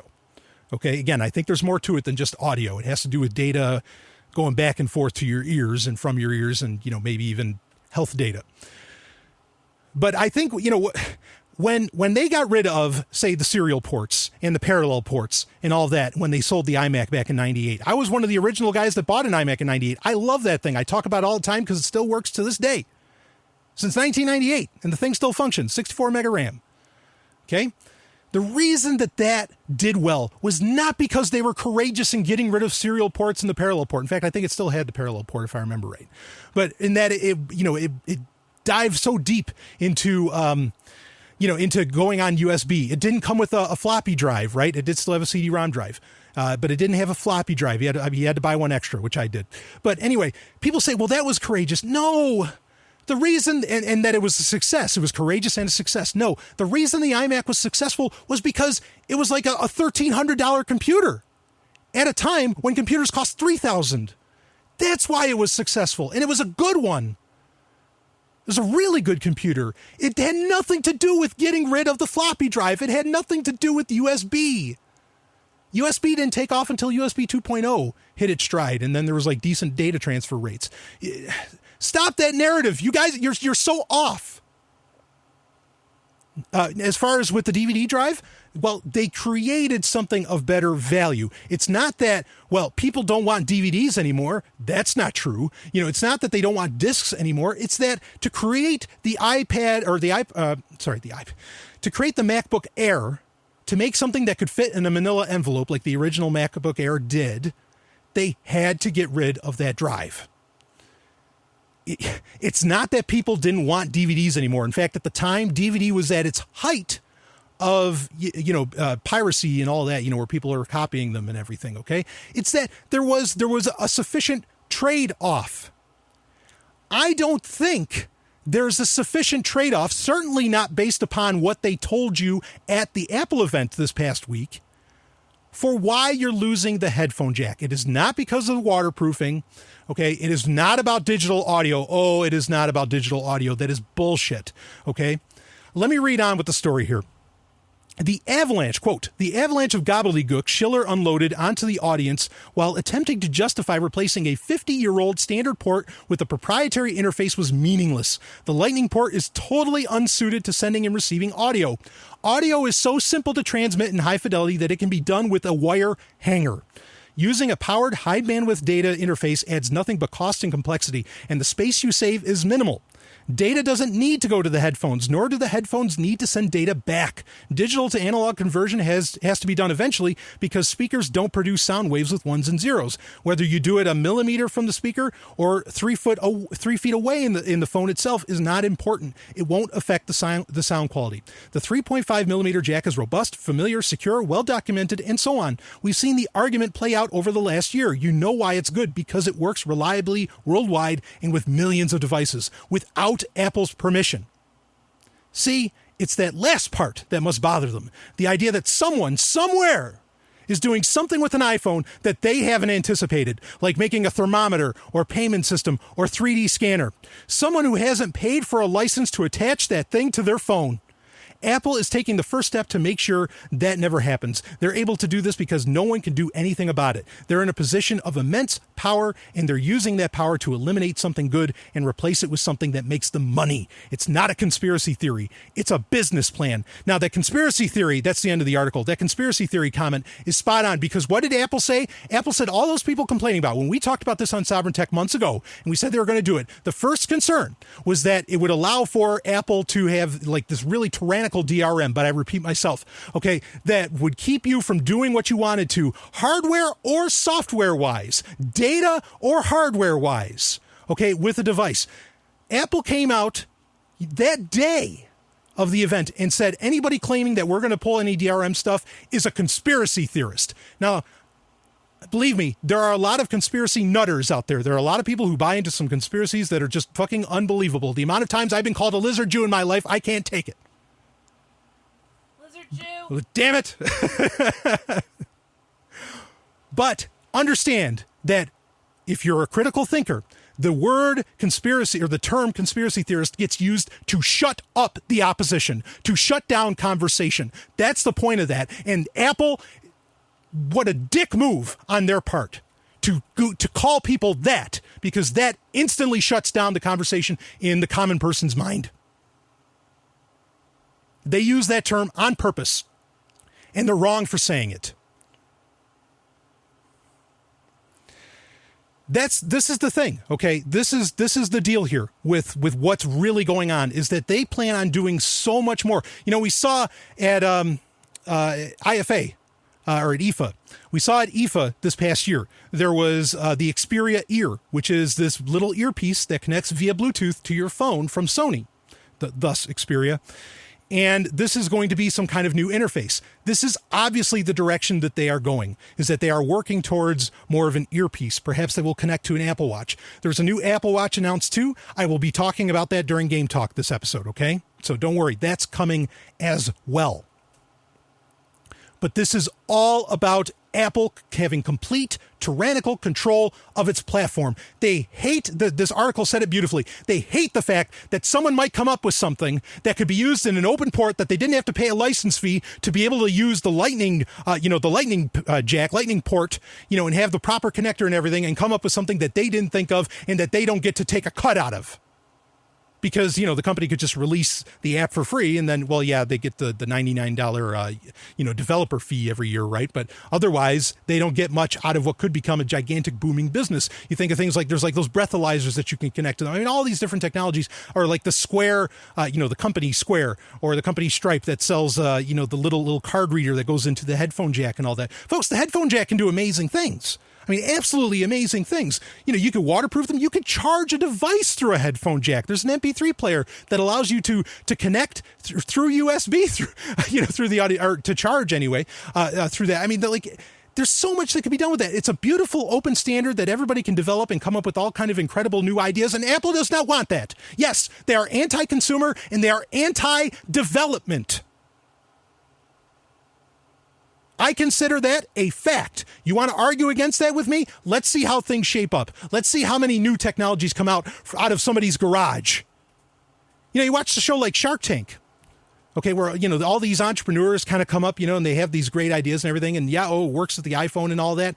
A lot of these, really scrappy little companies, they are going to die unless they can pay up whatever it takes, to be able to have access and get through. It's not just DRM for music, folks. I think that's where people get lost in the DRM conversation. It's not just about DRM for the music. It's DRM for everything on the device. DRM for hardware, DRM for all of it. And they screwed all of it. And to prove that Apple's tyrannical, let's get on to the next story that I've got here. And this one comes from Cointelegraph. You can read the whole thing. I'm not going to get into reading it, but you can read the whole thing. The link is in the show notes, episode 192. And this has to do with the JAXX wallet, which is a very popular blockchain wallet founded by Anthony Diorio, who's been a guest on this show in the past, and who I consider to be largely a very nice guy. And he had gotten, or his team anyway, had gotten a notice from Apple saying that there was a problem with the JAXX wallet. So what's this problem? Well, understand, the JAXX wallet is a multi-currency wallet. Okay, I think it accepts Ethereum, it accepts DAO. I think now it can accept Ethereum Classic as well, which I find very interesting because, there's some very close ties with Ethereum. And it accepts Bitcoin, and it accepts Dash. Supposedly it might even accept Monero soon. There's some talk of that. However, Apple had a little problem with the fact that now they're accepting Dash. Why would this be? What could possibly be the problem? I mean, what's the difference between one currency and another? What the fuck? And, Anthony Diorio in this story from Cointelegraph said, it just doesn't make any sense. Well, as I've theorized on Sovryn Tech many times, I think Apple is looking to become a bank. They are looking to look very legit as a money transmitter and as a money handler. And when you start accepting currencies like Dash that are designed for a degree of anonymity, I can only guess that they're going to have such problems if they ever try to implement Monero or Zcash. We'll see. They don't like it. Now, in all fairness, any other platform, I think JAXX is available on like seven different platforms. Any other platform, no problem. You can accept Dash with it all you want, but they had to remove that functionality from iOS. Unfucking believable. The history of Apple and blockchains is an ugly one. Apple does not like it. Now, I kind of wonder if the JAXX team would be interested in pulling a trick. I'm reminded of the Fivo wallet from years ago, where they figured out through Apple's enterprise agreements, through their enterprise terms of service, that there is a way that if you make something enterprise software by attaching it, what Fivo did is they attached it to a co-op that they ran, and they attached the software to that, so it became enterprise software. Then they could, at the time, when Apple wouldn't allow for Bitcoin wallets, they were the only Bitcoin wallet on iOS, because they use this little legal loophole. I don't know if JAXX is going to try to do that. I imagine Apple has probably closed up that legal loophole. But, I mean, you want to talk about anti-consumer? This company is as fucking anti-user and anti-consumer as it gets. But it gets worse, because not only are users likely not happy, a lot of people were very, very pissed off about getting rid of the headphone jack. Not only are people mad about that, or, not only are those people mad about it, but now it looks like Wall Street is getting in on the whole thing, okay? Because I've got a story here, and in fact, I really want to thank a Sovryn Tech listener for sending me this. This is from the Financial Times. They sent it to me through Patreon, because Patreon, once you're a Patreon subscriber for Sovryn Tech, there is an entire social media platform, speaking of social media platforms, that you can take advantage of and you can connect with me, but it's only to patrons, okay? And so he sent me, I thought this was great. I never even thought about it, but he sent me an entire story from the Financial Times, which has a paywall with it, and sent it to me. And here is, I mean, this is beautiful. Okay, this is the story. It's Apple iPhone fatigue. After investing in Apple in 2013, Carl Icahn suggested that the company would produce a television, even venturing an estimate for annual revenues $40 billion. 3 years on, the veteran activist has been disappointed. There is still only one Apple product to reach that level of sales. Early reviews of the latest iPhone suggest that Apple has added enough features to keep consumers interested. Its prospects are aided by exploding phones at Samsung. Yet for investors, here we go. Yet for investors, and this is what a public company ultimately has to answer to, apathy has set in. The share price appears stuck at about $100. The stock surpassed that level for the first time back in September 2012 with the launch of the iPhone 5. It was back at about $100 for another iPhone launch in September 2014, in September 2015, and September this year. For its valuation, Apple falls between old war horses, Hewlett-Packard, and Juniper Networks, with an enterprise value of less than 6 times earning before interest, tax, depreciation, and amortization. Okay, Apple trades, here's the cincher. Apple trades like an ex-growth company because it is one. You've got a problem when you become ex-growth. You've got a problem when you're not bringing in, we've been talking about this all episode, when you're not bringing in new users, you've got an issue. And tell me about this. Like, this is the simple question, okay? We got the whole situation with Dash. So you're probably not going to get Dash people involved, because there's probably not going to be able to Dash wallet at all. Okay? But let's talk about that headphone jack again for a second. Because ask somebody just this simple question. Regardless of the operating system, regardless of the look of the phone, regardless of the build quality, regardless of all of that, if somebody asked you, do you want a headphone or do you want a phone with a headphone jack or without? How many people are going to say with? I guarantee you everybody's going to say with. I pretty much guarantee it, because there's no argument to have. This falls under the same thing, just like with Ethereum, Synereo, and all this different stuff we were talking about. Nobody's asking for this shit. Nobody asked to get rid of the headphone jack. Nobody wanted it to go away. So why do it? Nobody's asking for thinner phones either. Everybody, you know what everybody's asking for? You want to talk about the fact that these companies are so, high on their goddamn horses and they don't give a shit about consumers anymore. Okay, you want proof of that? How many people want more battery life, much more battery life? Nobody's asking for it to be thinner. Just give me more battery life. The iPhone 5, the 5, the 4, those bodies were fine. So if you can compress everything down into a thinner body, good. Make everything a little bit thinner, but then use that extra space left from that body design that nobody minded in the first place and just throw in more fucking battery. But they don't, because they don't care about it. I don't know what the fuck their plan is. I don't know what this whole push is for thinner. I don't understand. There's something going on there. I have some theories, but that's for another time. These companies do not care about the consumer, and Apple is in some real trouble because, again, if the question is laid out, do you want it with or without? Forget about everything else about the phone. And it's just a simple question. It's a yes or no. You don't, no need to get in particulars. Yes or no. Everybody's going to say yes. So how are you going to bring more people on when a feature that billions of phones around the world is going to have and that one's not going to have? How are you going to continue that growth? No, because Apple is trading like an anti-growth company, because that is, according to people at Financial Times, that's exactly what it is. Ooh. Ugly story. Ugly story. Lots of blockchain, lots of Apple. There's going to be some more Apple coming up later on in this episode. But man, not good. The iPhone 7, if you want it, you want it. Me, hell, I'll go buy a Windows phone. Okay, no, I'm not going to go buy a Windows phone. What I tell you, what I would like to buy, if I could, is some gold and silver. Okay. Oh man, would I love to get my hands on some gold and silver, some real cold storage, something that has value, something that actually lasts a while instead of some phone that they want you to replace every 6 months to a year, 2 years at best. Ooh.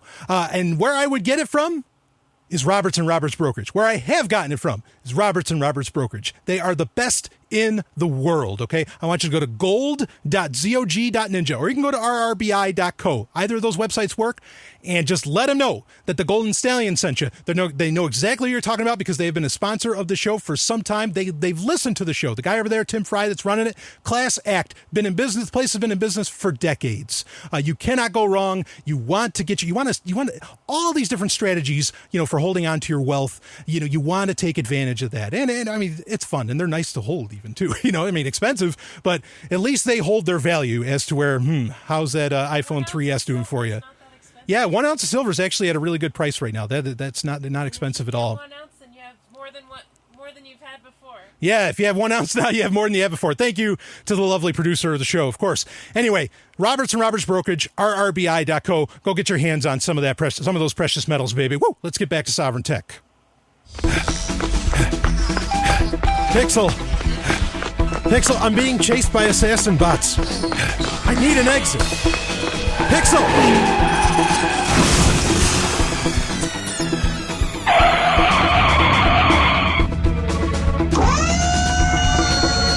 Brian Sovryn, come with me if you want to leave.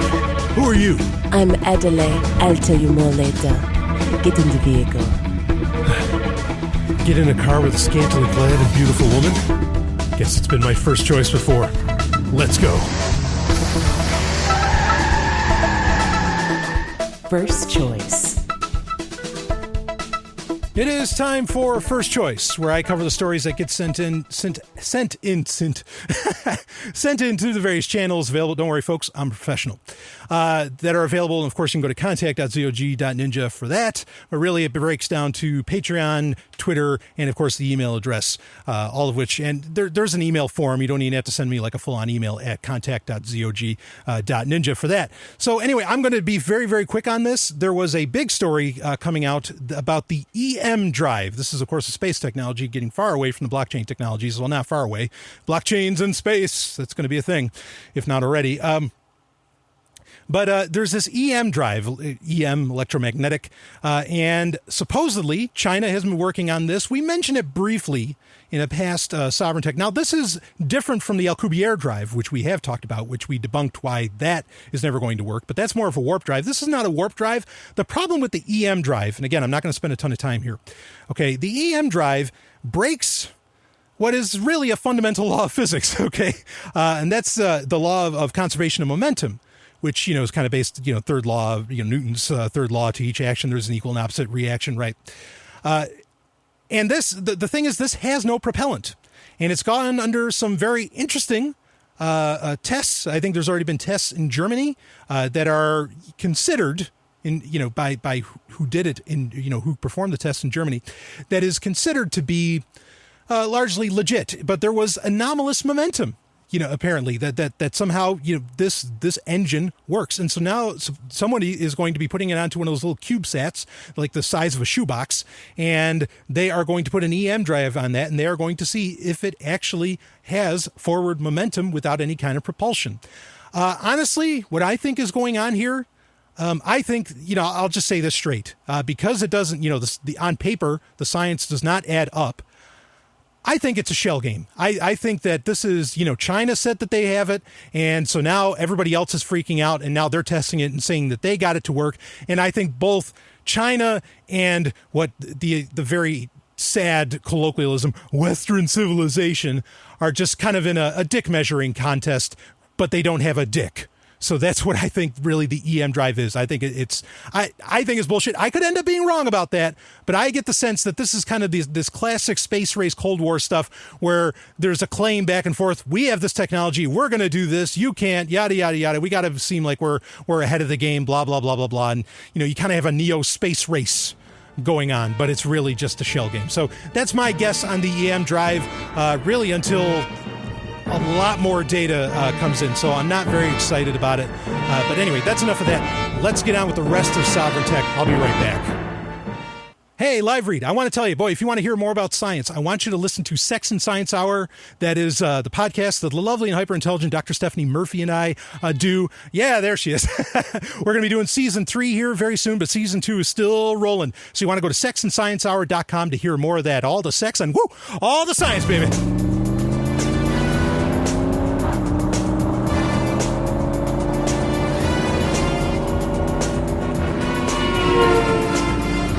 Hey, you want to slow down?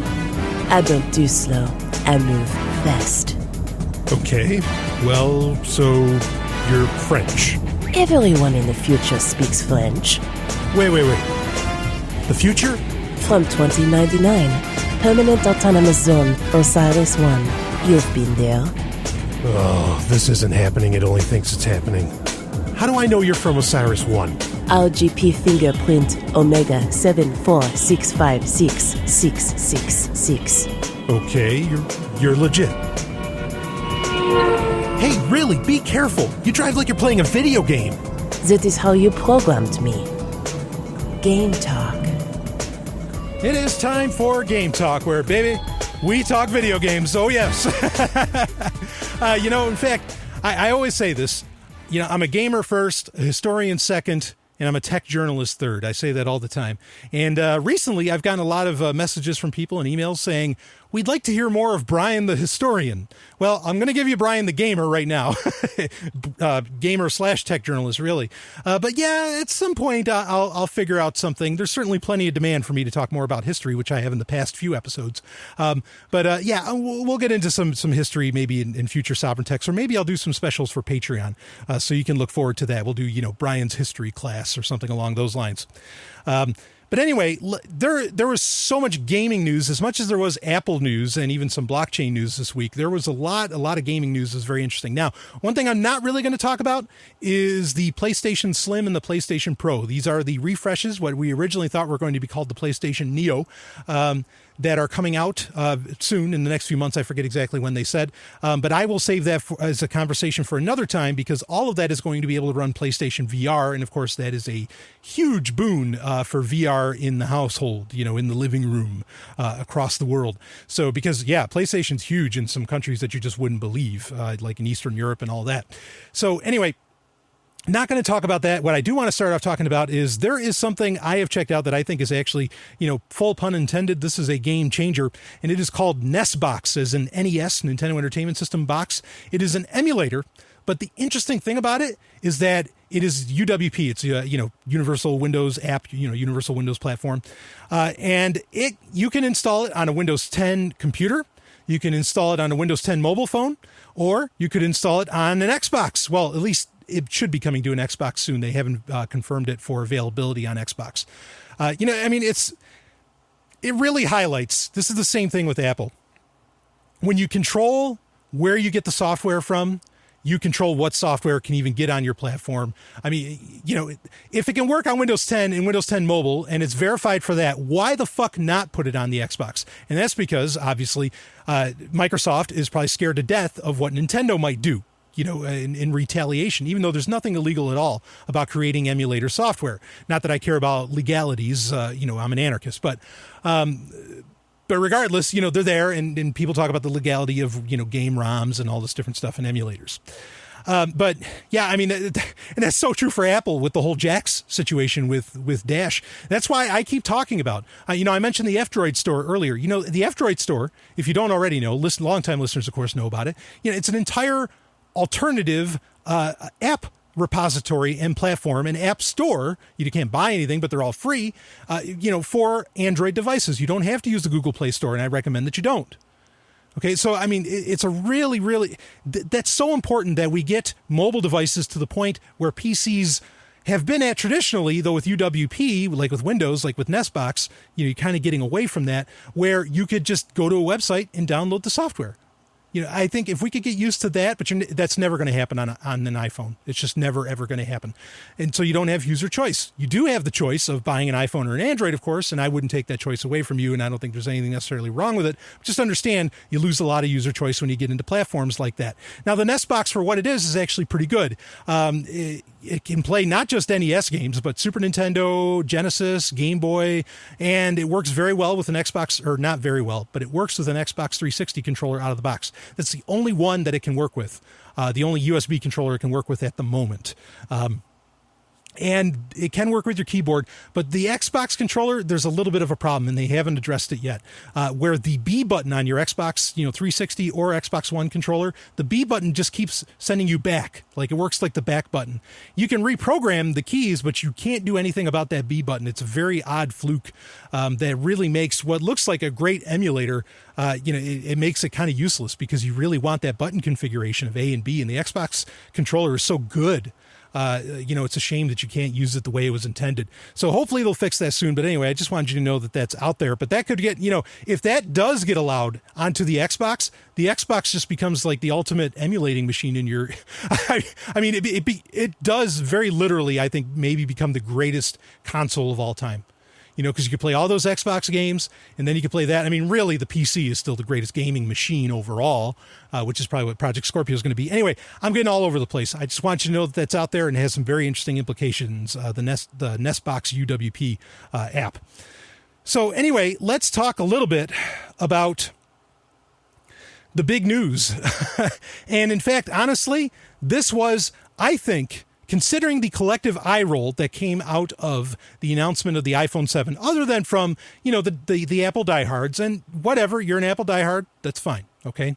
Other than from them, from the rest of the world, there was something that a lot of people got real envious about, and a part of it that they thought was, that really stole the show, even not that it was a great presentation overall, but Shigeru Miyamoto came out. And that was amazing. I can't remember the last time, really seeing him on such a big American stage. Now, of course, Shigeru Miyamoto is, one of the biggest, if not the biggest wig. I mean, he's not CEO, but, at Nintendo, he created Mario, Zelda. Yeah, I mean, you go down the list, a lot of the big properties, Pikmin, all of them. I mean, he is the man behind Nintendo and the greatest games that the company has ever made. He is certainly a role model for me as I am a game developer. I mean, everybody kind of looks up to Shigeru Miyamoto, and just such a nice guy. And what happened is that he came out on stage and he announced a Mario game for iOS, that being Super Mario Run.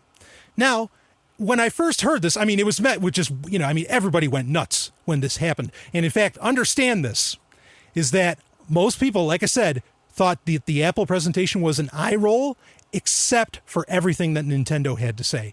Nintendo really, we talk about Apple being an anti-growth company. Nintendo is quite the opposite. And in fact, that same Financial Times article that I was reading from earlier talked about how Nintendo is really going through the roof right now.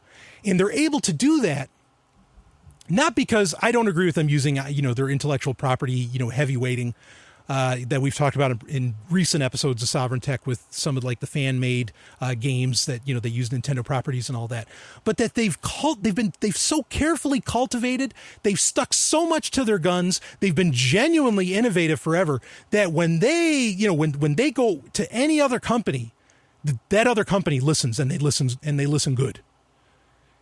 They were the big deal. When Mario, even at the Olympics, when Mario made an appearance at the Olympics, people lost their shit. That's probably what everybody will always remember the Brazil, the Summer Olympics for, is when, the Prime Minister of Japan came out as Mario, and went through the way. It was funny. Anyway, I watched that part at least. This is a huge deal. That Super Mario Run is coming, is coming to iOS. Now, eventually, it's a time, they have a time exclusivity on it, okay? Eventually, it will come out for Android as well, I'm sure. But, I mean, it looks like, kind of your classic Mario game. It's sort of a runner, which is a popular style of mobile game. But the interesting thing here is, and you've got to give Nintendo some credit for this, in my opinion. Because runner games, endless runners, as they're known, I don't know if this one will be endless, but runner games are notorious for IAP, for in-app purchases. And just there's people I remember that Simpsons runner, the endless runner game for the Simpsons.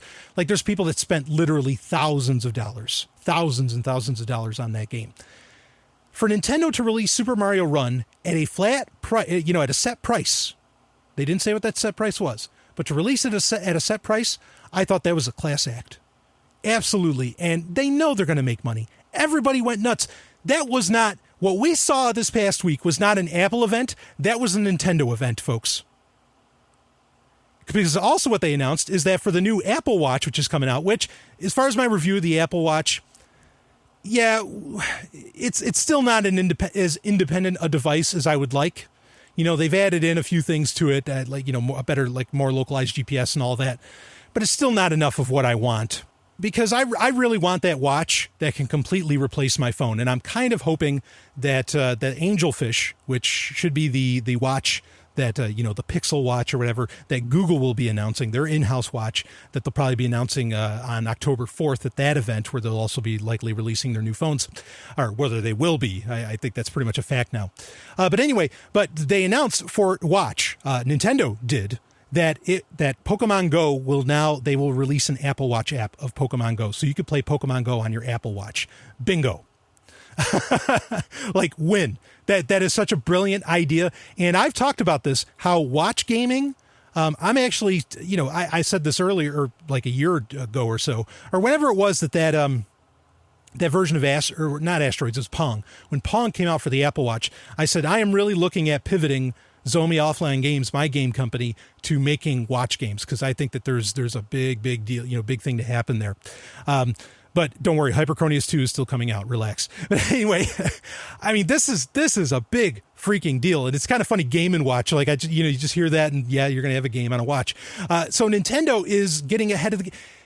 What's funny about this though? Like everything that's being explained here, mobile gaming, games on a watch, all this stuff. Nintendo did all of this 30 years ago, literally 30 years ago. That's why I say they are the company of innovation. Apple is not the company of innovation. Nintendo completely stole the show. And their stock price proved it. Is where Apple was still flat, because, I mean, and I don't blame investors for being skittish about the headphone jack situation. Okay, while Apple is still flat, Nintendo's going up, baby. I mean, and it's interesting too, because I still don't understand what relationship exactly Nintendo has to where they can claim that an app not made by Nintendo but made by Niantic, that being Pokemon Go, where is it their claim to say that can go on a watch? But I think it's going to be some cross-pollination, and they're going to learn how to put games on watches as well. But I expect both of those abilities to not be exclusive to the Apple platform. Eventually they'll go to the Android platform as well. But it needs that better GPS system to where Pokemon Go can work, on a smartwatch. So that's happening. But man, I mean, it was huge news. Understand me. That was a Nintendo event that we saw this week. They stole the show. If there's any reason that people will consider this holiday season to be Apple still really viable, outside of the people that are really bought into the Apple ecosystem and all that, it is going to be because of Nintendo and Nintendo alone. It has nothing to do, with the hardware. So I thought it was absolutely fascinating that happened. And like I said, watch gaming, I think that's going to be making a very serious comeback. And with the Apple Watch, that's the other thing with the Apple Watch, is I was really hoping that the Apple Watch 1 would be something that lasts a few years. And in fact, they didn't even announce the Gold Edition one, whatever they call that. They didn't announce that, so I think they're steering clear of releasing that gold watch.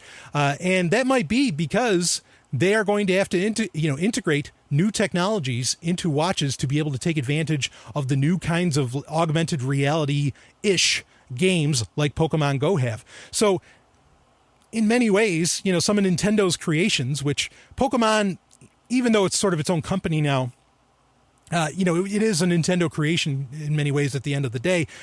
Just, it's amazing to watch the wheel of innovation, kind of turn, or should I say the cycle of it, or not the cycle, but the cyclone, to where it's like going up steps and circular steps, and you just keep retreading the same kind of air, but you're just a little bit higher. And man, Nintendo was so far ahead of the game, still are. In every age, a technology is created that upends the foundations of society. The wheel, the printing press, the internet. Now, in a world sliding into financial chaos, a new technology is changing the way monetary systems work around the world. It is called Bitcoin. Bitcoin is a new form of money, controlled not by banks, governments, or corporations, but through mutual commerce between free individuals. To learn more, visit weusecoins.com.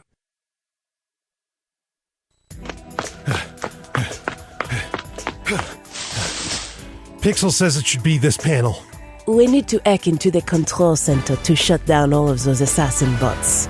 Well, you're the android. Can't you just jack in? Oui. But the way I connect is more like a jack off. Was that a joke? Hacking is no joke. Directly connecting certainly beats doing it with the keyboard. You're notorious for your love of cyber sex. Okay, now that was a joke. Just get hacking. A quick hack solves everything. HackSec. It is time for HackSec, where we talk issues of hacking and security, and we've got a hell of a story to get into.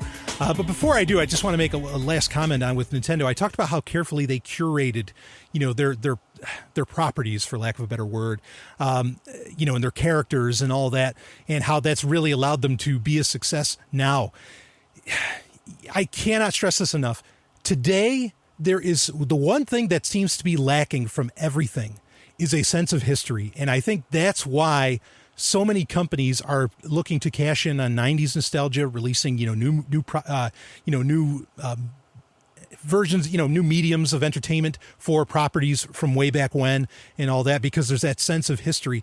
And to have, Nintendo just really has that better than anybody else, because they always stuck to their guns. And even when sales weren't doing great, they still kept making, Mario games. They still kept making Zelda games, and they didn't mind waiting 5 years. They don't care if there's not a new Zelda game, unless like every 7 years or something. They're so careful with it that prestige carries on to the stage, and it carries on to any other platform that they decide to go to. And I think it will carry on, like we talked about last week, how the console's effectively going to die, except for Nintendo. But them sticking to their morals, their principles, their own personal business principles, they're going to win in the end, no matter what. What a company! Since episode 1 of Sovryn Tech, I've talked about Nintendo. I don't agree with how they strong arm their IP. Okay, but just the fact that this is a company that does not pay attention to the competition whatsoever, it really has given them a lot of just a huge edge to where they can step out onto Apple's stage and they can blow Apple out of the water. Even though their presentation, like Shigeru, as great as he is, didn't do it wasn't like the most exciting kind of presentation, but it was just like, holy shit, that's Mario at an Apple event. Yeah, I mean, that's all it took. Anyway, we've got a story here that I want to read about, that I want to read quickly, and because I think it has some very serious implications, and it proves a lot of points that we've brought up on Sovryn Tech in the past. So here it is. This is from Andy Greenberg at Wired. Google's clever plan to stop aspiring ISIS recruits. Google has built a $500 billion business out of divining what people want based on a few words they type into a search field. In the process, it stumbled on a powerful tool for getting inside the minds of some of the least understood and most dangerous people on the internet.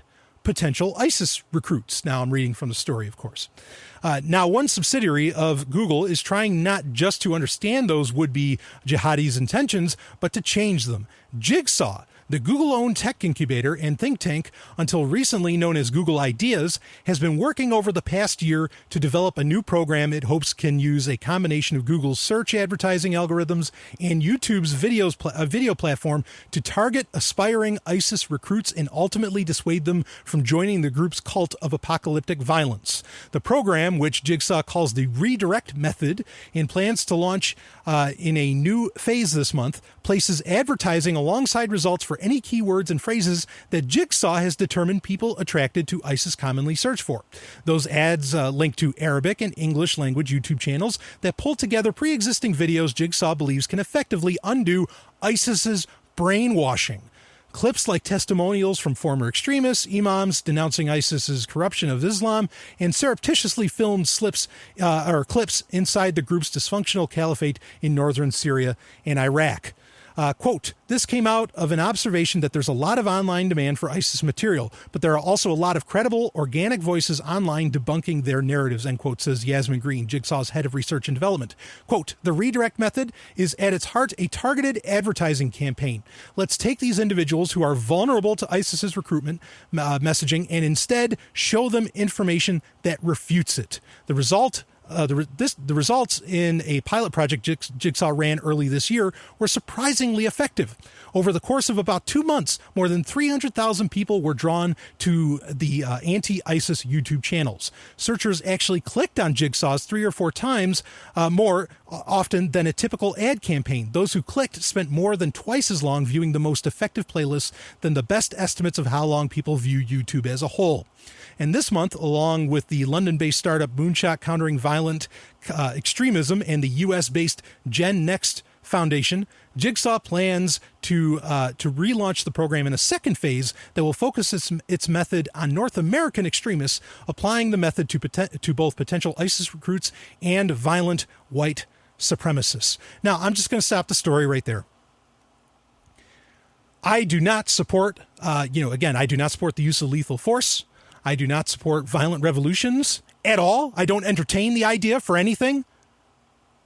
I do not support ISIS. But let's be clear here. Remove the word ISIS from that. Just take any mention of ISIS or, any kind of mention of Islam in that article. And I want you to replace it with anything else. Replace it with anarchist. Replace it with, go down the political spectrum. Replace it with conservative. Replace it with liberal. How do you feel about that then?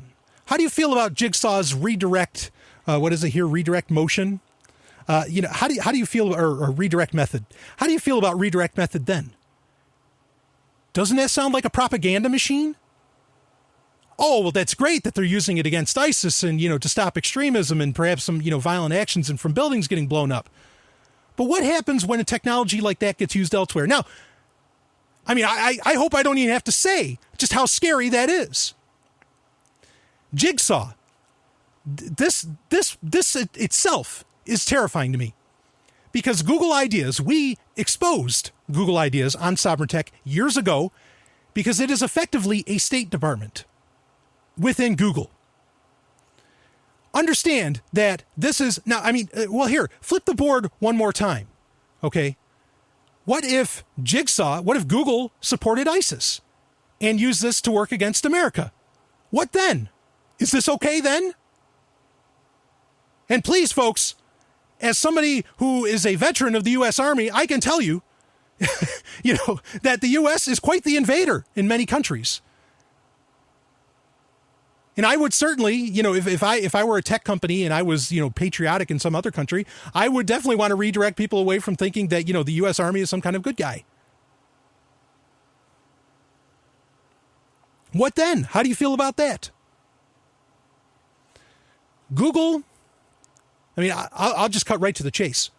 Google is an arm of the state because they are purposely using their technologies to forward a narrative for the United States of America. How else can you interpret that? Please, Google fanboys, I know I have some that listen to the show. You get in touch with me. You tell me how this isn't that. And it's disgusting to name that company, to name Google Ideas, to name it, first off, Google Ideas, because it wasn't about ideas. It was a 3-part company, all of which had to do with working with law enforcement, and like tracking weapons movements, with terrorists and all this different stuff. And to name it Jigsaw as a part of Alphabet, good old AlphaGoog, right? This would be the letter J. It's saying it's putting together pieces of the puzzle. What puzzle are they putting together? And naming it Jigsaw just makes it seem so benign. But this is not a benign subject whatsoever. Is it? How else could this be used? How else based upon your browsing habits? Oh, it's so great. I love it that Google and Facebook, they target their ads at me and they're just showing me things I want to buy. Well, they might also be, targeting you away from finding about the ideas of liberty. How about that? Or they might be targeting you away from finding out about the truth about some of the bullshit that Google does or some other corporatist, fucks do, or that some governments do perhaps. This is a very, very large and ugly sword that swings both ways. I've been claiming for some time, and believe me, I used to be a Google fanboy, but I've been claiming for some time on this show, WikiLeaks has been trying to prove it, and a whole bunch of others, to say, look, Google is absolutely working in concert with the U.S. government, okay? And a ton of Google fanboys, oh, that's conspiracy theory. Oh, that's not true. What is this? You can't tell me that it's not. Well, I'm glad. Yeah, like I said, I'm glad that it might be stopping some violence and from some people dying somewhere. But I mean, this is classic, and really, this is psychological operations on steroids. And I say that with the confidence of somebody who was in psychological operations when they were in the Army. Don't tell me they're not an arm of the state, and they will use all of your search data. They'll use everything they can on you, and they will, they'll point you in the direction they want you to go. I've mentioned this before. No matter how many times you enter the word anarchism into Google search, you'll never get a Google Now card about anarchism. It just will not happen. In fact, I had one person comment to me that the closest thing, and I love the way they put this, they said the only thing that was tangentially related to anarchism that they ended up getting when, in a Google search or on a Google Now card was Chris Cantwell. And folks, if you don't know who that is no anarchist, baby. There is no peace love in there. No, Google's an arm of the state. So are most of these other large companies. It's corporatism en masse. There you have it. Let's build the systems that exist outside of it. Start using DuckDuckGo for starters. Get the fuck away from this company. I'm telling you, because this kind of shit's going to be happening. And tell your friends. Say, hey, baby, using DuckDuckGo, that turns me on. Turns me on. Fuck, I'll tell you that. I ever see anybody using DuckDuckGo, my nipples. I get excited. Let's start sending out that narrative and see what the fuck they can do about that. Anyway, I'll be back with some more Sovryn Tech. The reviews are in, and Babylon 5's a winner. The New York Daily News says Babylon 5 could make Star Wars look like a walk in the park. The Chicago Sun-Times calls it a welcome addition to the sci-fi universe. Impressive, perfectly scaled for TV, raves the LA Times. And the Kansas City Star says Babylon 5 is one space station you're likely to want to visit frequently. See for yourself what everyone's talking about on Babylon 5. Babylon 5 is available for download on your favorite torrent site. See it now to experience the greatest show in television history. Babylon 5.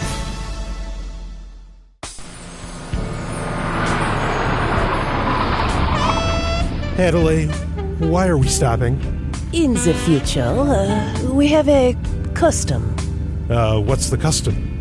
After a successful mission, a team usually is love, a ménage à trois, or orgy. Yeah, there's only two of us. I already contacted the others to come join us. I love women too. Whoa, Adelaide, you're beautiful, but you're an android. I am fully functional.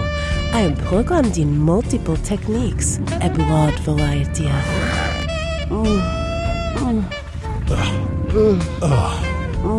Wow, I guess so. You did say you move fast.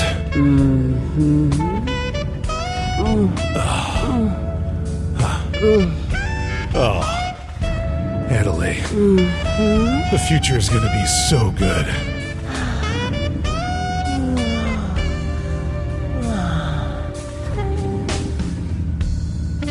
The Climax. It is time for the Climax. Woo! Where I get to talk about whatever I want to talk about, but this is an extremely shortened section because we had to get in so much information. But all I want to say is happy 50th.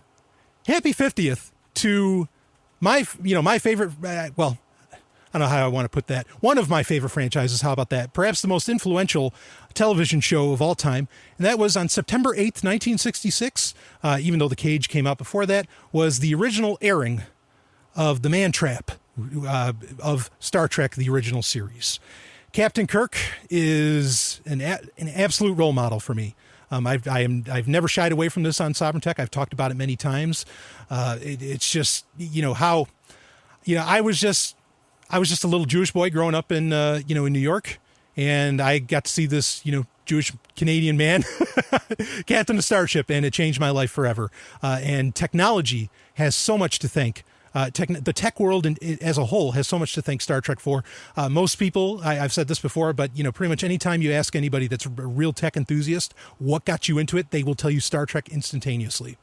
It is just so influential. CBS and Paramount, unfortunately, have completely dropped the ball, I think, this year, largely with the 50th anniversary. Star Trek Beyond was a great movie. I have already talked about that. Can't wait for the new TV show, Star Trek Discovery. Star Trek is alive and well, but as far as when you've got something that's 50 years old, there should have been a whole lot more done, and they didn't do it. But I will say it on Star Trek, or I will say it on Sovryn Tech, that absolutely happy 50th to Star Trek, and here is to 50 more that I can't wait to experience, and I certainly plan on being here for all 50 and beyond. Just love Star Trek. And there's a whole bunch of stories, speaking of Facebook, that I could get into with the whole Star Trek thing. Facebook tried to do some stuff with it, but their algorithms completely failed. Like they had these emojis, these custom, emotion emojis that you can choose from instead of like, and they made Star Trek ones, and they said they'd only give it to select, or, to people that showed that they like Star Trek. Folks, the amount of times I talk about Star Trek, you think I talk about it a lot on Sovryn Tech? I mean, I post about it nonstop. I make references to it nonstop. I put up pictures of me in Starfleet uniforms, of which I have multiple, and I didn't get those. I mean, so if anything, that's almost a comfort. The 50th anniversary of Star Trek is a comfort to the fact that sometimes these algorithms suck ass. They just suck ass, and Facebook doesn't know that much about you. Great. I am so happy for that. But anyway, happy 50th Star Trek. And here's to 50 more. So that's enough for this week. I do want to recommend, if you want to, please, patreon.com/sovereigntech. Get your hands on these bonus episodes, on the Q&As. I ranked every Star Trek movie talking about Star Trek. It was a great time. And also, just real quick, I'll tell you, there is a way to, because you have to download those episodes from Patreon itself. There is a way to download them. You can use Podcast Addict on Android, and you can create custom folders with that, and that will allow it to download. And you want to use... There's some other software, involved with that, but the bottom line is that it's possible to where you can listen to me in 1.8x and all that, even on the Patreon episode. So don't hesitate to become a Sovryn Tech patron. Really honored that you do. You can also donate in other ways if you wish. Donate.zog.ninja. Anyway, that's enough for this week. That's enough for a fucking year. Are you kidding me? Carpe Lucem, everybody. Oh, yeah. I will see you on the other side in episode 199. Episode 199. It's coming. You're going to love it. You just experienced Sovryn Tech. Go to sovryntech.com. That's SOVRYN tech.com. And connect with us there. Find links from today's show and catch our podcast feed. Sovryn Tech is copy heart. Copying art is an act of love, and love is not subject to law. So please, share the show however you like. Welcome to the evolution.